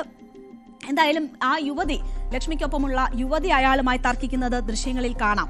അപ്പോൾ എന്താണ് ലക്ഷ്മിക്ക് സംഭവിച്ചത് എന്ന് നോക്കിയാൽ ലക്ഷ്മി പറയുന്നത് ഇതുമായി ബന്ധപ്പെട്ട് മോശമായിട്ടുള്ള സമീപനം ഈ IT ഉദ്യോഗസ്ഥനായ യുവാവിന്റെ സംഘത്തിൽ നിന്ന് ലക്ഷ്മിക്ക് ഉൾപ്പെടെ നേരിടേണ്ടി വന്നു ബാറിൽ വെച്ച് എന്നതാണ് ലക്ഷ്മി ഈ മുൻകൂർ ജാമ്യാപേക്ഷ സമർപ്പിക്കുമ്പോൾ ചൂണ്ടിക്കാട്ടിയ കാര്യങ്ങൾ. വളരെ മോശം സമീപനം ഉണ്ടായി, അത് ഒരു തർക്കത്തിലേക്ക് നയിച്ച സാഹചര്യം ഉണ്ടായി എന്നതൊക്കെ പറയുന്നു. അല്ലാണ്ട് ഈ പരാതിയിൽ പറയുന്ന തെറ്റുകളൊന്നും തന്റെ ഭാഗത്തു നിന്നും ഉണ്ടായിട്ടില്ല എന്നതാണ് ലക്ഷ്മി മുൻകൂർ ജാമ്യാപേക്ഷയിൽ ചൂണ്ടിക്കാട്ടിയത്. എന്തായാലും കോടതി അത് പരിശോധിച്ചതിന് ശേഷം ഓണാവധിക്ക് ശേഷം പരിഗണിക്കാനായി മാറ്റി. അതുവരെ ലക്ഷ്മിയെ അറസ്റ്റ് ചെയ്യരുത് എന്നൊരു നിർദ്ദേശവുമാണ് നൽകിയിരിക്കുന്നത്. പക്ഷേ പോലീസ് ലക്ഷ്മിയെ ഇതുമായി ബന്ധപ്പെട്ട് ഉടൻ തന്നെ മൊഴിയെടുക്കും എന്നതാണ് മനസ്സിലാക്കുന്നത്. പക്ഷേ ലക്ഷ്മിയെ കോൺടാക്ട് ചെയ്യാൻ അന്വേഷണ സംഘത്തിന് കഴിയുന്നില്ല. ഫോൺ സ്വിച്ച് ഓഫ് ചെയ്ത നിലയിലാണ്. എറണാകുളത്തെ ലക്ഷ്മിയുടെ വസതിയിലെത്തുമ്പോൾ അവിടെ ലക്ഷ്മിയില്ല. അപ്പോൾ ഈ നടി ഒളിവിലാണ് എന്ന സൂചനകൾ അന്വേഷണ സംഘത്തിന്റെ ഭാഗത്തു നിന്നും നൽകുന്നുണ്ട്. ഒരു തെറ്റും ചെയ്തിട്ടില്ലെങ്കിൽ എന്തിന് ഒളിവിൽ പോകുന്നു എന്ന ഒരു ചോദ്യം ഉയരുന്നുണ്ട്. എന്തായാലും അതുമായി ബന്ധപ്പെട്ട് മറ്റുള്ളവരുടെ കൂടി ബാക്ക്ഗ്രൗണ്ടുകൾ തേടാനും മറ്റുമുള്ള ശ്രമമാണ് അന്വേഷണ സംഘത്തിന്റെ ഭാഗത്തു നിന്നുണ്ടായത്. ഈ ലക്ഷ്മി നമുക്കറിയാം വളരെ കുഞ്ഞിലെ തന്നെ സിനിമാ രംഗത്തേക്ക് വന്നതാണ്. വിനയന്റെ ചിത്രത്തിലൂടെയാണ് മലയാളത്തിൽ അരങ്ങേറ്റം കുറിക്കുന്നത്. അതിനുശേഷം തമിഴിലേക്ക് പോകുന്നു. തമിഴിൽ വലിയ തിരക്കുള്ള നടിയായി മാറുന്നു. അവിടെ നായിക നടിയായൊക്കെ തിളങ്ങുന്ന ഒരു സാഹചര്യം ഉണ്ടായി. പക്ഷേ പിന്നീട് ഒരേ ടൈപ്പിലുള്ള വേഷങ്ങളാണ് ലക്ഷ്മിയെ തേടിയെത്തിയത്. സുന്ദരപാണ്ഡ്യനിലൂടെയൊക്കെയാണ് വലിയ രീതിയിൽ ലക്ഷ്മി ശ്രദ്ധേയായത്. പക്ഷേ എപ്പോഴും നാടൻ പെൺകുട്ടി വേഷങ്ങൾ മാത്രം ലക്ഷ്മിയെ തേടിയെത്തിയപ്പോൾ അത് വലിയ മടുപ്പുളവാക്കി. അപ്പോൾ ലക്ഷ്മി ആ കാര്യങ്ങൾ പല ഇന്റർവ്യൂകളിലും വ്യക്തമാക്കിയിട്ടുള്ളതാണ്. അതിനെ തുടർന്നാണ് സിനിമയിൽ നിന്ന് ലക്ഷ്മി മേനോൻ ഒരു ബ്രേക്ക് എടുക്കുന്നത്. അതിനുശേഷം പിന്നീട് വലിയ അവസരങ്ങൾ ലഭിക്കാതെ വരികയും തമിഴിലും മലയാളത്തിലും ഒന്നും തന്നെ ശ്രദ്ധിക്കപ്പെടാതെ പോവുകയും ചെയ്യുന്ന ഒരു സാഹചര്യം ഈ നടിയെ സംബന്ധിച്ചുണ്ടായി എന്നതാണ് മനസ്സിലാകുന്നത്. അപ്പോൾ വളരെ നാളുകളായി ഇവർ സിനിമാ മേഖലയിൽ നിന്ന് മികച്ച വേഷങ്ങളൊന്നുമില്ലാത്ത ഒരവസ്ഥയിൽ ഒറ്റപ്പെട്ട സാഹചര്യത്തിലാണ് ഉള്ളത് എന്നതാണ് മനസ്സിലാക്കാൻ കഴിയുന്നത്. 2016 മുതലാണ് മാറി നിൽക്കാൻ തുടങ്ങിയത്. അപ്പോൾ വലിയൊരു ഗ്യാപ്പ് ലക്ഷ്മിക്ക് ഈ സിനിമാ മേഖലയുമായി ബന്ധപ്പെട്ടുണ്ടാകുന്നു. അതിനുശേഷമാണ് ഇപ്പോൾ ഇങ്ങനെ ഒരു കേസിൽ ലക്ഷ്മി പെട്ടിരിക്കുന്നത്. അപ്പോൾ ഇവർ പറയുന്നത്, മുൻകൂർ ജാമ്യാപേക്ഷയിൽ പറയുന്നത് താൻ തെറ്റൊന്നും ചെയ്തിട്ടില്ല എന്നതാണ്. അങ്ങനെയെങ്കിൽ എന്തുകൊണ്ട് ഈ അന്വേഷണ സംഘത്തിന് മുന്നിൽ നിന്ന് മാറി നടക്കുന്നു, അവർക്ക് കാര്യങ്ങൾ വിശദീകരിക്കാൻ കഴിയുന്നില്ല എന്ന ഒരു ചോദ്യം വളരെ പ്രധാനപ്പെട്ടതാണ്. മാത്രവുമല്ല ഈ ബാറിൽ വെച്ച് ചില പ്രശ്നങ്ങൾ ഉണ്ടായിട്ടുണ്ട് എന്നത് ലക്ഷ്മി ചൂണ്ടിക്കാട്ടുകയാണ്. ഒരു പ്രമുഖയായ നടിയാണ്. എന്തെങ്കിലും പ്രശ്നങ്ങൾ ഉണ്ടായിട്ടുണ്ടെങ്കിൽ അത് ആദ്യമേ തന്നെ പോലീസിന്റെ സഹായം തേടുകയോ സംരക്ഷണം തേടുകയോ അല്ലെങ്കിൽ അങ്ങനെ ശ്രദ്ധയിൽപ്പെടുത്തുകയോ ചെയ്യാമായിരുന്നു. പക്ഷെ അതുണ്ടായില്ല.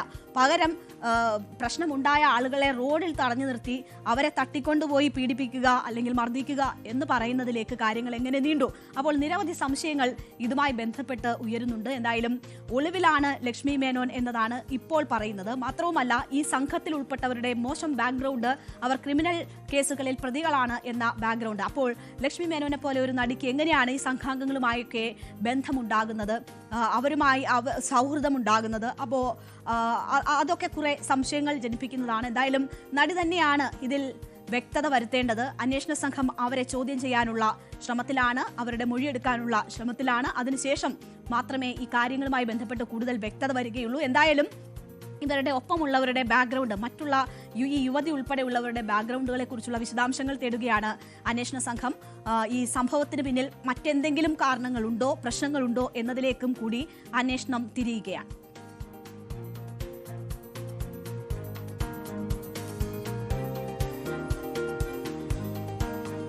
എല്ലാ മലയാളികളെ സംബന്ധിച്ചും അവർക്കുള്ള ഒരു ഓണം സർപ്രൈസ് സന്തോഷമാണ് ഹൃദയപൂർവ്വത്തിന്റെ റിലീസ്. മോഹൻലാൽ സത്യനന്ദിക്കാട് ടീമിന്റെ പുതിയ ചിത്രം ഹൃദയപൂർവ്വം ഹൃദയത്തിൽ തന്നെ മലയാളി പ്രേക്ഷകർ സ്വീകരിച്ചിരിക്കുന്നു എന്ന വിവരമാണ് തിയേറ്ററുകളിൽ നിന്ന് ലഭിക്കുന്നത്. ആദ്യ പ്രദർശനം മുതൽ തന്നെ ആ രീതിയിലുള്ള റെസ്പോൺസുകൾ വന്നുകൊണ്ടിരിക്കുകയാണ്. 2015 റിലീസായ എന്നും എപ്പോഴും എന്ന ചിത്രത്തിന് ശേഷം ഏതാണ്ട് 10 വർഷത്തെ ഇടവേളയ്ക്ക് ശേഷമാണ് മോഹൻലാൽ സത്യനന്ദിക്കാട് ടീം വീണ്ടും ഒന്നിക്കുന്നത്. അപ്പോൾ അതൊരു വീണ്ടും ഒരു ഹിറ്റ് ചിത്രമായി തന്നെ അത് മാറുന്നു, അത് പ്രേക്ഷകർ ഏറ്റെടുത്തിരിക്കുന്നു എന്ന വിവരങ്ങളാണ് വരുന്നത്. ആദ്യ പ്രതികരണങ്ങൾ നൽകുന്ന സൂചനകൾ അതാണ്. നമുക്ക് ചില പ്രതികരണങ്ങൾ കേട്ടതിന് ശേഷം തിരിച്ചെത്താം. Super film. മോഹൻലാൽ മലയാളികൾക്ക് തന്ന ഒരു ഓണ സമ്മാനമാണിത്. ഈ സിനിമ എല്ലാവരും കാണണം, തിയേറ്ററിൽ വന്ന് തന്നെ കാണണം. നല്ലൊരു മൂവിയാണ്, ഒരു ലാഗില്ലാത്ത സിനിമയാണ്. തുടക്കം അതുപോലെ തന്നെ ഇതും നല്ലൊരു പിക്ചറാണ്. ലാലേട്ടൻ്റെ ഒരു വലിയൊരു തിരിച്ചുവരവാണിത്. നല്ല മൂവിയാണ്. ആദ്യം തൊട്ട് അവസാനം വരെ നമുക്ക് ചെറിയ പുഞ്ചിരിയോടെ ഇരുന്ന് കാണാൻ പറ്റുന്നൊരു സൂപ്പർ മൂവിയാണ്. ബോറടിക്കത്തില്ല, നല്ല രസമുണ്ട്. ബ്രോ നല്ല പടം ബ്രോ, ഫീൽ ഗുഡാണ് ബ്രോ. നല്ല പടം, ഓണം തൂക്കി എന്നാണ് തോന്നുന്നത് ബ്രോ. ഹ്യൂമർ നല്ല പടം, ഫാമിലി പടമാണ്, ക്ലീൻ തിയേറ്റർ എക്സ്പീരിയൻസ് ആണ്. ഫാമിലിക്കൊക്കെ നല്ലപോലെ ഇഷ്ടപ്പെടും. ലാലേട്ടൻ 2025 തൂക്കി അടിപൊളിയായിരുന്നു. ലാലേട്ടൻ എന്ന് പറയുന്ന ഒരു വീണ്ടും വിസ്മയമായി തീർക്കുകയാണ്. തുടരും സിനിമയ്ക്ക് ശേഷം ഈ സിനിമയും ഇതേപോലെ ലോക റെക്കോർഡായിരിക്കും. സത്യൻ ചേട്ടൻ്റെ ആ കഥയിൽ ലാലേട്ടൻ എന്തെന്ന് വീണ്ടും പഴയ ഒരു ലാലേട്ടനെ നിങ്ങൾക്ക് തിരിച്ചു കിട്ടി. അടിപൊളിയാണ്. ലാലേട്ടൻ്റെ ഒരു ഓണ സമ്മാനവും കൂടിയാണ്. ഹ്യൂമർ എല്ലാം ഉണ്ട് സംഭവം. Feel good, normal feel good പടം. ലാലേട്ടൻ അടിപൊളിയായിരുന്നു. പിന്നെ തൂക്കൂല. സൂപ്പർ പടമാണ്, അടിപൊളി, ഗംഭീരം. ഹ്യൂമർ ആദ്യം മുതൽ അവസാനം വരെയും ചെറിയ നർമ്മങ്ങളുണ്ട്, വളരെ ചിരിപ്പിക്കുന്ന നർമ്മങ്ങളുണ്ട്. മോഹൻലാലിനെ വളരെയധികം ഇഷ്ടപ്പെട്ടു. നല്ല പടം, ഹൃദയം മനസ്സ് പറഞ്ഞു, സത്യം ഒരു മനസ്സ് പറഞ്ഞു. പിന്നെ ഹ്യൂമർ ഉണ്ട്, ഇമോഷൻ ഉണ്ട്, എല്ലാം പക്കയായിട്ട് ചെയ്ത് വെച്ചിട്ടുണ്ട്. വൺ ഓഫ് ദ ബെസ്റ്റ് എന്ന് പറയാം. ഇപ്പം ഇറങ്ങിയല്ലേ ലാലേട്ടൻ, ഓഫ് കോഴ്സ് ആണ്. ഇത് എനിക്ക് എന്താ പറയാ, നമ്മളിങ്ങനെ തിയേറ്ററിൽ നിന്ന് ഓഡിയൻസിന്റെ പൾസ് അനുസരിച്ച് ഇങ്ങനെ ഇറക്കൂലേ, ആ ഒരു കൈൻഡ് ഓഫ് മൂവിയാണ്. നമുക്ക് ആ ഫസ്റ്റ് ഹാഫ് കാണുമ്പോൾ മൊത്തം നമ്മൾ പൊട്ടിച്ചിരിക്കും, സെക്കൻഡ് ഹാഫ് വരുമ്പോൾ നമുക്ക് ഇമോഷണലി കണക്ട് ആവും. അത് നല്ല രീതിയിൽ എൻജോയ് ചെയ്തിട്ടുണ്ട്. അതല്ലേ കാണണ്ട, തിയേറ്ററിൽ തന്നെ പോയിരുന്നു. മോഹൻലാലിന്റെ ഒരു 3ാമത്തെ ഹാട്രിക് ഹിറ്റാണ്. എനിക്ക് തോന്നുന്നത് ഇത് 100 ക്രോസിൽ കയറുമെന്ന് തോന്നുന്നു. അപ്പോൾ എല്ലാവർക്കും മോഹൻലാലിനെ കുറിച്ച് മാത്രമേ പറയാനുള്ളൂ. വലിയ സന്തോഷമാണ്. ഈ ഓണം മോഹൻലാൽ തൂക്കി എന്നാണ് എല്ലാവരും പറയുന്നത്. അപ്പോൾ അതിന് മുമ്പേ പറയുന്നത് 2025 മൊത്തത്തിൽ മോഹൻലാൽ നേരത്തെ തൂക്കിയല്ലോ എന്ന ഒരു ചോദ്യം കൂടിയാണ് അവരോട് ചോദിക്കാനുള്ളത്. കാരണം എമ്പുരാൻ വന്നപ്പോൾ നമ്മൾ ഇതുപോലെ ആഘോഷിച്ചതാണ്. അതിനുശേഷം തുടരും വന്നു, ഇപ്പോൾ ഹൃദയപൂർവ്വം വന്നു. അപ്പോൾ ഹാട്രിക് വിജയമാണ് 2025 മോഹൻലാലിന്റെ കരിയറിലെ തന്നെ പ്രധാനപ്പെട്ട ഒരു വർഷമായി 2025 മാറുന്നതാണ് നമ്മൾ കണ്ടത്. തുടരും വന്നപ്പോൾ പഴയ മോഹൻലാലിനെ തിരിച്ചു കിട്ടിയെന്ന സന്തോഷമായിരുന്നു ഓരോ മലയാളി പ്രേക്ഷകർക്കും, ലാലേട്ടനെ സ്നേഹിക്കുന്ന ഓരോ പ്രേക്ഷകർക്കും ഒക്കെ ഉണ്ടായിരുന്നു. അപ്പോൾ ആ മോഹൻലാലിനെ, അതേ പഴയ മോഹൻലാലിനെ വീണ്ടും ഹൃദയപൂർവ്വത്തിൽ കൂടി അവർക്ക് കിട്ടുന്നു എന്ന വലിയ സന്തോഷം പങ്കുവെക്കുകയാണ് ഇന്ന് ചിത്രം കണ്ടെത്തിയ ഓരോ ആളുകളും. ഒപ്പം പ്രത്യേക ഒരു കൂട്ടാണല്ലോ സത്യനന്ദിക്കാട് മോഹൻലാൽ കൂട്ട് എന്ന് പറയുന്നത്, ഒരു പ്രത്യേക കൂട്ടാണ്. അപ്പോൾ അതിലിറങ്ങുന്ന ചിത്രങ്ങളെല്ലാം മലയാളികൾ ഹൃദയം തൊട്ട് സ്നേഹിച്ച, ആവർത്തിച്ച് കണ്ടിട്ടുള്ള ചിത്രങ്ങളാണ്. അപ്പോൾ അതിലേക്ക് ഒരു ചിത്രം കൂടി എത്തുന്നു എന്ന ഒരു സന്തോഷം കൂടി ഹൃദയപൂർവ്വം നൽകുന്നു. സത്യനന്ദിക്കാട് മോഹൻലാൽ പോകുമ്പോൾ എന്ത് എക്സ്പെക്ട് ചെയ്യുന്നു, അതുകൊണ്ട് ലൈറ്റ് ഹാർട്ടഡ് ഫിലിമാണ്. ഒരു വിന്റേജ് ലാലേട്ടനെ കാണാം. ധൈര്യമായിട്ട് തിയേറ്ററിൽ ഓണം തൂക്കി, ലാലേട്ടൻ തൂക്കി. ലാലേട്ടൻ ഒരു വജ്രായുധമായിരുന്നു വീണ്ടും തെളിയിച്ചിരിക്കുകയാണ്. യഥാർത്ഥത്തിൽ ഒരു നിധിയാണ് ലാലേട്ടൻ. ഒറ്റവാക്കി പറഞ്ഞാൽ അടിപൊളി. ഓണത്തിന് തൂക്കിയെന്ന് പറയാം, ലാലേട്ടൻ തന്നെ കൊണ്ടുപോയി പറയാം. കാരണം എനിക്ക് ഭയങ്കരമായിട്ട് എനിക്ക് ഇഷ്ടപ്പെട്ടു. തുടരുന്നതിന് ശേഷം ലാലേട്ടൻ്റെ കരിയർ ഹാട്രിക് വിജയിക്ക് മാറും, ഉറപ്പാണ്. നല്ല ഫിലിമാണ്, ഫാമിലിയായിട്ട് കാണാൻ പറ്റിയ നല്ല ഫിലിമാണ്. അപ്പോൾ ഈ ഓണത്തിന് പ്രേക്ഷകർക്ക് ഉറപ്പായും മനസ്സിൽ സൂക്ഷിക്കാം, ഹൃദയപൂർവ്വം കാണണം എന്നൊരു തീരുമാനം എന്താ ഇപ്പൊ തന്നെ എടുക്കാം. അത്രമാത്രം പോസിറ്റീവായിട്ടുള്ള റെസ്പോൺസാണ് വരുന്നത്. പഴയ മോഹൻലാലിനെ കണ്ട് നമുക്ക് ഈ ഓണം ആഘോഷിക്കാൻ പറ്റുന്ന ഒരു അവസരം ഉണ്ടായിരിക്കുകയാണ്. എന്തായാലും ഈ സന്തോഷ വർത്തമാനങ്ങൾ കണ്ടതിന് ശേഷം നമുക്കൊരു ഇടവേളയാണ്. ഇടവേളയ്ക്ക് ശേഷം മറ്റ് സെഗ്മെന്റുകളിലേക്ക് തിരിച്ചെത്താം.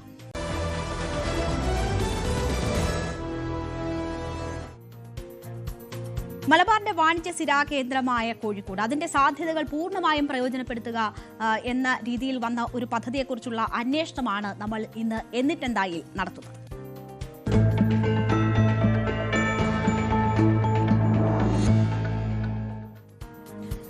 അപ്പോൾ കോഴിക്കോട് നഗരത്തിന്റെ വികസന സാധ്യതകളൊക്കെ പ്രയോജനപ്പെടുത്തുക എന്ന രീതിയിൽ പണി കഴിപ്പിച്ച KSRTC ബസ് ടെർമിനൽ ഏതാണ്ട് 75 കോടി രൂപ ചെലവഴിച്ചിട്ടാണ് ഈ പദ്ധതി നടപ്പിലാക്കിയത്. വലിയ പ്രതീക്ഷകളായിരുന്നു. പക്ഷേ ഈ പദ്ധതി പൂർത്തിയായതിനു ശേഷം തന്നെ ഈ കെട്ടിടത്തിന്റെ ബലക്ഷയം ഉൾപ്പെടെ ഉള്ള വാർത്തകൾ പുറത്തു വന്നു. അത് വലിയ ചർച്ചയായി, വലിയ വിമർശനങ്ങളൊക്കെ ഉണ്ടായി. പിന്നീട് എന്ത് സംഭവിച്ചു എന്ന് നമുക്ക് നോക്കാം. ആദ്യം എന്താണ് ഈ കെട്ടിടത്തിലൂടെ ലക്ഷ്യമിട്ടത്, ഈ ബസ് ടെർമിനൽ നിർമ്മിക്കുന്നതിലൂടെ ലക്ഷ്യമിട്ടത്, അതിനുശേഷം എന്തുണ്ടായി എന്ന പഴയ ചിത്രം ഒന്ന് കാണാം. നഗരത്തിന്റെ കണ്ണായ മാവൂർ റോഡിലാണ് KSRTC ബസ് ടെർമിനൽ സ്ഥിതി ചെയ്യുന്നത്. 75 കോടി രൂപ ചിലവഴിച്ചുള്ള ടെർമിനലിന്റെ നിർമ്മാണം 2015 പൂർത്തിയായി. എന്നാൽ നിർമ്മാണം പൂർത്തിയായി മാസങ്ങൾക്കുള്ളിൽ തന്നെ കെട്ടിടത്തിന്റെ ബലക്ഷയം സംബന്ധിച്ചുള്ള വിവരങ്ങൾ പുറത്തുവന്നു. മദ്രാസ് IIT സ്ട്രക്ചറൽ വിഭാഗം നടത്തിയ പരിശോധനയിൽ സാരമായ തകരാറുകളാണ് കെട്ടിടത്തിനുള്ളത്. 90% തൂണുകളും 80% സ്ലാബുകളും ബലപ്പെടുത്തണം.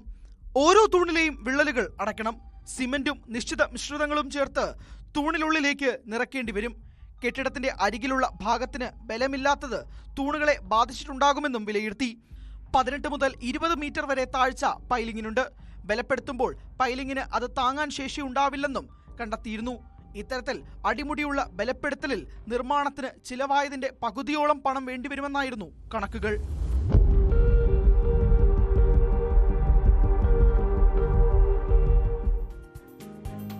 അപ്പോൾ മാസങ്ങൾ നീണ്ട വലിയ വിവാദവും പ്രശ്നങ്ങളും ഒക്കെ ഉണ്ടായി. പിന്നീട് മദ്രാസ് IIT മാസങ്ങൾ നീണ്ട പഠനം നടത്തുന്നു. അതിനുശേഷം അവർ റിപ്പോർട്ട് നൽകുന്നു. അപ്പോൾ ഈ റിപ്പോർട്ട് നൽകിയിട്ട് 4.5 വർഷം പിന്നിടുകയാണ്. ഒരു മാറ്റവും ആ കെട്ടിടത്തിനില്ല. അത് ഒഴിഞ്ഞു തന്നെ കിടക്കുകയാണ്. 75 കോടി രൂപ ചെലവാക്കിയ നിർമ്മിതിയാണ് എന്ന് ഓർക്കണം. അപ്പോൾ ആ പണം അനാഥമായി പോകുന്നു. മറ്റ് അസൗകര്യങ്ങളിലും പരിമിതികളിലും ഒക്കെ ജീവനക്കാരും യാത്രക്കാരും ഒക്കെ ഇപ്പോഴും തുടരുന്ന കാഴ്ചയാണ് അവിടെ നിന്നും കാണാനുള്ളത്. അപ്പോൾ ഞങ്ങളുടെ പ്രതിനിധി MS അനീഷ് കുമാർ നടത്തുന്ന ഒരു അന്വേഷണത്തിലേക്കാണ് ഈ 75 കോടി വെള്ളത്തിൽ വരച്ച വരയായി മാറിയതിന്റെ പിന്നാമ്പുറ കഥകൾ കാണും.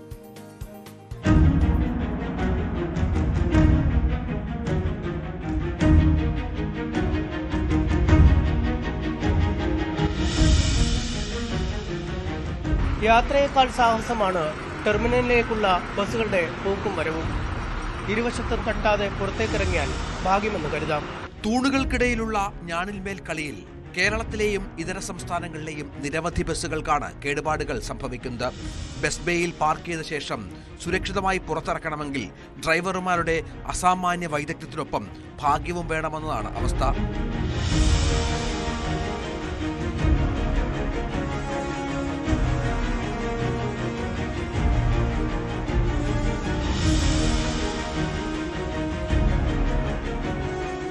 പട്ടാപ്പകലും ഇരുട്ടിലാണ് ബസ് ടെർമിനൽ.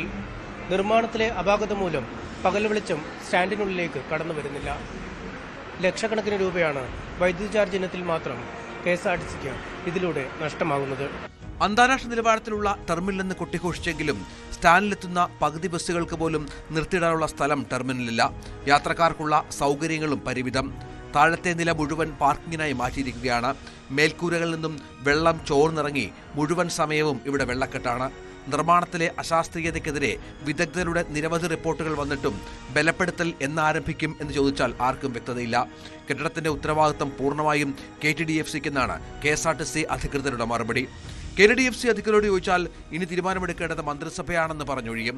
കെട്ടിടം ബലപ്പെടുത്തുന്ന ബാധ്യത തങ്ങൾ ഏറ്റെടുക്കില്ലെന്നും അത് KTDFC ചെയ്തു തരണമെന്നുമാണ് കെട്ടിട സമുച്ചയ പാട്ടത്തിനെടുത്ത കരാറുകാരന്റെ വാദം. എത്രയും വേഗം നടപടിക്രമങ്ങൾ പൂർത്തിയാക്കി ബലപ്പെടുത്തൽ നടത്തണമെന്നാണ് നാട്ടുകാരുടെ ആവശ്യം. അങ്ങനെ കിടന്നിട്ട് കാര്യമില്ലല്ലോ. എത്ര കാരണം വിലപിടിപ്പ് ഇട്ടിട്ട് വെറുതെ ഒരു ഇതിന് വേണ്ടിയിട്ട് ബിൽഡിങ് നമ്മൾ ഖജനാവ് കാലിയാക്കാൻ വേണ്ടിയിട്ടാണ് ഇത് ഇപ്പോൾ ബിൽഡിങ് ഇങ്ങനെ ഇതാക്കിയത്. അപ്പോൾ അത് ബിൽഡിങ് പോലെ അതിനുള്ള സൗകര്യം ചെയ്തോട് വാടകയ്ക്ക് കൊടുത്തിട്ട് ഫണ്ട് വരുത്തിക്കണോ? എല്ലാ ജനങ്ങളെ പിന്നിട്ട് ഒരു കാര്യമില്ല. കാരണം കറണ്ട് ബില്ലായിട്ടും മറ്റേ ബില്ലായിട്ടും നമ്മളെ ജനങ്ങൾ പിയാണ്. നഷ്ടമില്ലാതെ വന്നവിടൊന്നും ഞാൻ കാണില്ല. കുറേ ബിൽഡിങ്ങുകളുണ്ട് ഇതിൽ. കുറേ ബിൽഡിംഗ് ഇതിൽ ആകെ ഇതിലൊരു ഹോട്ടലോ അതിന്റെ മുകളിൽ ഒരു പോലീസ് സ്റ്റേഷൻ ആ 2 കാര്യമായിട്ട് അതിന്റെ മുകളിലുള്ളൂ. ബിൽഡിംഗ് കാരനിക്കാണ് 5-6 നിലയിലേറ്റേണ്ടത്. അതൊക്കെ വെറുതെ ശൂന്യമായിട്ട് വെറുതെ കിടക്കുക. കെട്ടിടം ഔദ്യോഗികമായി കൈമാറിയിട്ടില്ല എന്നുള്ളതാണ് KTDFC പറയുന്നതെങ്കിലും പാർക്കിംഗ് ഏരിയ, ശുചിമുറി എന്നിവിടങ്ങളിൽ നിന്നും വാടക ഈടാക്കുന്നതും 1-ാം നിലയിൽ കടകൾ നടത്തുന്നതും സ്വകാര്യ കരാറുകാരനാണ്. കെട്ടിടം വാടകയ്ക്കെടുത്ത് 6 മാസത്തിന് ശേഷം KDFCക്ക് വാടകയുടെ വിഹിതം നൽകണമെന്നായിരുന്നു ധാരണ. എന്നാൽ ടെർമിനലിൽ നിന്ന് വിവിധ തരത്തിലുള്ള വാടക ഏർപ്പെടുന്ന കരാറുകാരൻ അതിന്റെ വിഹിതം KSRTCക്ക് നൽകുന്നുമില്ല. ബസ് ടെർമിനൽ നിർമ്മാണത്തിന് ചെലവായത് 70 കോടി രൂപ. കെട്ടിടം ബലപ്പെടുത്തണമെങ്കിൽ ഇനി 30 കോടി കൂടി ചെലവിടണം. കോഴിക്കോട് KSRTC ബസ് ടെർമിനൽ പൂർണ്ണതോതിൽ ഇനി പ്രവർത്തനക്ഷമമാവാൻ വർഷങ്ങൾ തന്നെ വേണ്ടിവരും. കോഴിക്കോട് നിന്നും MS അനീഷ് കുമാർ, ന്യൂസ് 18. അശാസ്ത്രീയമായ നിർമ്മാണ പ്രവൃത്തിയുടെ ഉത്തമ ഉദാഹരണമാണ് ഈ ബസ് ടെർമിനൽ എന്ന് നമുക്ക് പറയാം. ഇത് കാസർഗോഡിന്റെ മാത്രം അവസ്ഥയൊന്നുമല്ല, തിരുവനന്തപുരത്തുമൊക്കെ സമാനമായ നിലയുണ്ട്. വലിയ ആരോപണങ്ങൾ ഇതുമായി ബന്ധപ്പെട്ടൊക്കെ ഉയരുന്നുണ്ട്. അപ്പോൾ ഇത്തരമുള്ള നിർമ്മാണ പ്രവർത്തനങ്ങൾ അശാസ്ത്രീയമാകുന്നത് ആർക്കും ഉപയോഗമില്ലാതെ കുറേയധികം പണം ചെലവഴിക്കാൻ, ആരുടെയൊക്കെയോ കീശ നിറയ്ക്കാൻ വേണ്ടി ഓരോ പദ്ധതികൾ കൊണ്ടുവന്ന് നടപ്പാക്കുന്നതിൻ്റെ കെടുതികളാണ് മനുഷ്യർ അനുഭവിക്കുന്നത്. അപ്പോൾ 75 കോടി രൂപ ചെലവാക്കിയിട്ട് അത് ഫലവത്തായില്ല. മാത്രവുമല്ല, അതിൻ്റെ തുടർ നടപടികൾ പോലും തടസ്സപ്പെട്ടിരിക്കുന്ന നിർണായകമായ ഒരു സാഹചര്യം. അതാണ് MS അനീഷ് കുമാർ ഇവിടെ തുറന്നു കാട്ടുന്നത്. നമ്മൾ ഇനി പോകുന്നു നമ്മുടെ പ്രധാനപ്പെട്ട മറ്റൊരു സെഗ്മെന്റിലേക്ക്, സായന്ന സവാരിയിലേക്ക്.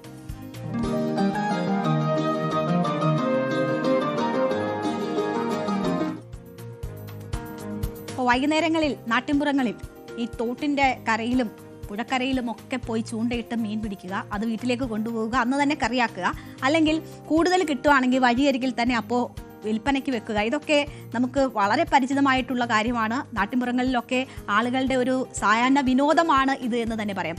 ഈ വള്ളുവനാട്ടിൽ ഈ രണ്ടാം വിളയൊക്കെ ഇറക്കുന്ന സമയത്ത് നിലം ഉഴുതു കഴിഞ്ഞാൽ അവിടെ മത്സ്യചാകരയാണ്. അപ്പോൾ നമ്മളിപ്പോൾ പോകുന്നത് പട്ടാമ്പിയിലേക്കാണ്. അവിടെ ആമയൂർ എന്ന് പറയുന്ന സ്ഥലത്തേക്കാണ്. അവിടെ രണ്ടാം വിള കൃഷി ഇറക്കുമ്പോൾ പാടത്ത് ഉണ്ടാകുന്ന മത്സ്യചാകര നമുക്ക് കാണാം. അവിടെ ആ കാഴ്ചകൾ കാണാൻ ഇപ്പോൾ നിരവധി പേർ എത്തിക്കൊണ്ടിരിക്കുകയാണ്. ആ കാഴ്ചകളിലേക്ക്. പാലക്കാട് പട്ടാമ്പി, ആമയൂർ, കിഴക്കേക്കര, നെടുമ്പ്രക്കാട് പാടശേഖരങ്ങളിലാണ് മത്സ്യചാകര. രണ്ടാം വിള നെൽകൃഷിക്കുള്ള നിലമൊരുക്കുന്ന പ്രവർത്തികൾ ആരംഭിച്ചപ്പോഴാണ് മത്സ്യങ്ങൾ കൂട്ടത്തോടെ പൊങ്ങിയത്. കഴിഞ്ഞ കൊല്ലവും നിലമൊരുക്കുന്ന പ്രവൃത്തിയിൽ ഇതുപോലെ മത്സ്യചാകരയുണ്ടായിരുന്നു. ട്രാക്ടർ ഉപയോഗിച്ച് പാടത്തുഴുതുമറിക്കൽ തുടങ്ങിയപ്പോഴാണ് മീനുകൾ കൂട്ടത്തോടെ കാണപ്പെട്ടത്. മത്സ്യചാകര വിവരം പറഞ്ഞതോടെ ഇവിടെ കാളുകളുടെ ഒഴുക്കാണ്. കണ്ണനിനത്തിൽപ്പെട്ട മത്സ്യമാണ് കൂടുതലും ലഭിച്ചത്. നിലമൊരുക്കുന്ന വിവരമറിഞ്ഞ് ദൂരസ്ഥലങ്ങളിൽ നിന്നടക്കം ഒട്ടേറെ പേർ മീൻ പിടിക്കാനായി ആമയൂരിലെ പാടങ്ങളിലേക്ക് എത്തിക്കൊണ്ടിരിക്കുന്നു. ഇതോടെ നിലമൊരുക്കൽ നാടിന്റെ ഉത്സവം തന്നെയായി മാറി.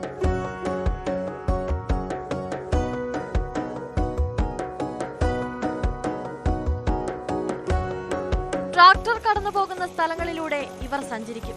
മീൻ ശ്രദ്ധയിൽപ്പെട്ടാൽ വടികൊണ്ടടിച്ച് കൈകൊണ്ട് സഞ്ചിയിലേക്കിടും. ഇവിടെ രണ്ടാം വിളക്കുള്ള ഉഴുതുമറിക്കലാണ് ഇപ്പൊ നടന്നുകൊണ്ടിരിക്കുന്നത്. അതിന്റെ കൂടെ നമ്മളെ കുറെ നാട്ടിലുള്ള കുറെ പയ്യന്മാരും അവരെല്ലാരും കൂടി മീൻപിടുത്തം കാര്യങ്ങളൊക്കെ നടന്നുകൊണ്ടിരിക്കുകയാണ്. ഇതൊരു ഉത്സവമായിട്ട് കൊണ്ടുനടക്കുകയാണ്. എല്ലാവരും മീൻപിടുത്തം പൂട്ടും എല്ലാം കൂടെ. പല വലിപ്പത്തിലും പല ഇനത്തിലുമുള്ള മത്സ്യങ്ങളാണ് ലഭിക്കുന്നത്. വീട്ടിലേക്ക് ആവശ്യമുള്ളത് ശേഖരിക്കുന്നവരും കച്ചവടം ചെയ്യാൻ ലക്ഷ്യമിട്ട് മീൻ പിടിക്കുന്നവരെയും നമുക്കിവർക്കിടയിൽ കാണാം. ഒക്കെ കണ്ണന്മാര് തിലോപ്പി, ഈ കല്ലുത്തി എന്ന് പറയും. പുഴയിലുള്ള കല്ലുത്തി എന്ന് പറഞ്ഞ സൈസ് ഉണ്ട്, അത് കണ്ണന്മാരുണ്ട് നമ്മളെ. പിന്നെ കണ്ണന്മാര്, മുയ്യ്, കണ്ണനാണ് മെയിനായിട്ട്. നല്ല കഴിഞ്ഞ പ്രാവശ്യം ഇതേമാതിരിയായിരുന്നു, നല്ല മീനുണ്ടായിരുന്നു. ഇപ്രാവശ്യം ഉണ്ട്, നന്നായിട്ട് മീനുണ്ട്. നാടൻ ജലാശയങ്ങളിലും പാടശേഖരങ്ങളിലും കാണുന്ന ആഫ്രിക്കൻ മുഷി, കടു, തിലോപ്പി, പരൽ എന്നിവയാണ് ഇവർ കൂടുതലായും വയലുകളിൽ നിന്നും പിടികൂടുന്നത്. ഓണാവധിക്കാലമായതോടെ കുട്ടികളും മീൻപിടുത്തത്തിൽ സജീവമാവുകയാണ്. പുതിയ തലമുറ മുതൽ പ്രായമായവർ വരെ കച്ചകെട്ടിയിറങ്ങുന്നതോടെ ആകെ ഉത്സവമയമാണ്. പരമ്പരാഗത ശൈലിയിലുള്ള മീൻപിടുത്തം കാണാനും മൺമറഞ്ഞു പോകുന്ന കാർഷിക സംസ്കാരത്തിന്റെ കാഴ്ചകൾ അടുത്തറിയാനുമൊക്കെ അവസരമൊരുക്കുകയാണ് ആമയൂരിലെ ഈ പാടശേഖരങ്ങൾ. അപ്പോൾ ആമയൂരിലെ ഈ കാഴ്ചകൾ അത് നമ്മുടെ സംസ്കാരവുമായി ബന്ധപ്പെട്ടുള്ള ഒരു ഓർമ്മപ്പെടുത്തൽ കൂടിയാണ്. ഓണം കാലമാണ്, അപ്പോൾ അധിക നാളില്ല. ഏതെങ്കിലും മറ്റ് പരിചയപ്പെടുത്തുന്ന സ്ഥലങ്ങൾ പോലെ എപ്പോഴെങ്കിലും പോയി കാണാൻ പറ്റും എന്ന് വിചാരിച്ച് ഇരിക്കേണ്ട. അപ്പോൾ ആർക്കെങ്കിലും ഈ മത്സ്യം ഇങ്ങനെ പിടിക്കുന്നതും ലൈവായി തന്നെ കൊണ്ടുപോവുകയും പിടിക്കുകയൊക്കെ ചെയ്യുന്നത് കാണണമെങ്കിൽ ഇപ്പം തന്നെ പട്ടാമ്പി ആമയൂരിലേക്ക് ചെല്ലണം. ഈ ദൃശ്യങ്ങളൊക്കെ നമുക്ക് പകർത്തിയത്, റിപ്പോർട്ടും നമുക്ക് അയച്ചത് വിഷ്ണു പട്ടാമ്പിയാണ്. അപ്പോൾ സുന്ദരമായ കാഴ്ചകൾ നമുക്ക് സമ്മാനിച്ചത് വിഷ്ണു പട്ടാമ്പിയാണ്. അപ്പോൾ അവിടേക്ക് നിരവധി പേരാണ് എത്തുന്നത്. അപ്പോൾ പറ്റുന്നവർ പോയി നേരിട്ട് തന്നെ കാണുക. നമ്മളുടെ സമയം ഇന്ന് ഇവിടെ അവസാനിക്കുകയാണ്. നേരം വൈകുന്നേരത്തിൽ ഇനി നാളെ കാണാം. ഇടവേളയ്ക്ക് ശേഷം ലൈവ് at 6 കാണാം.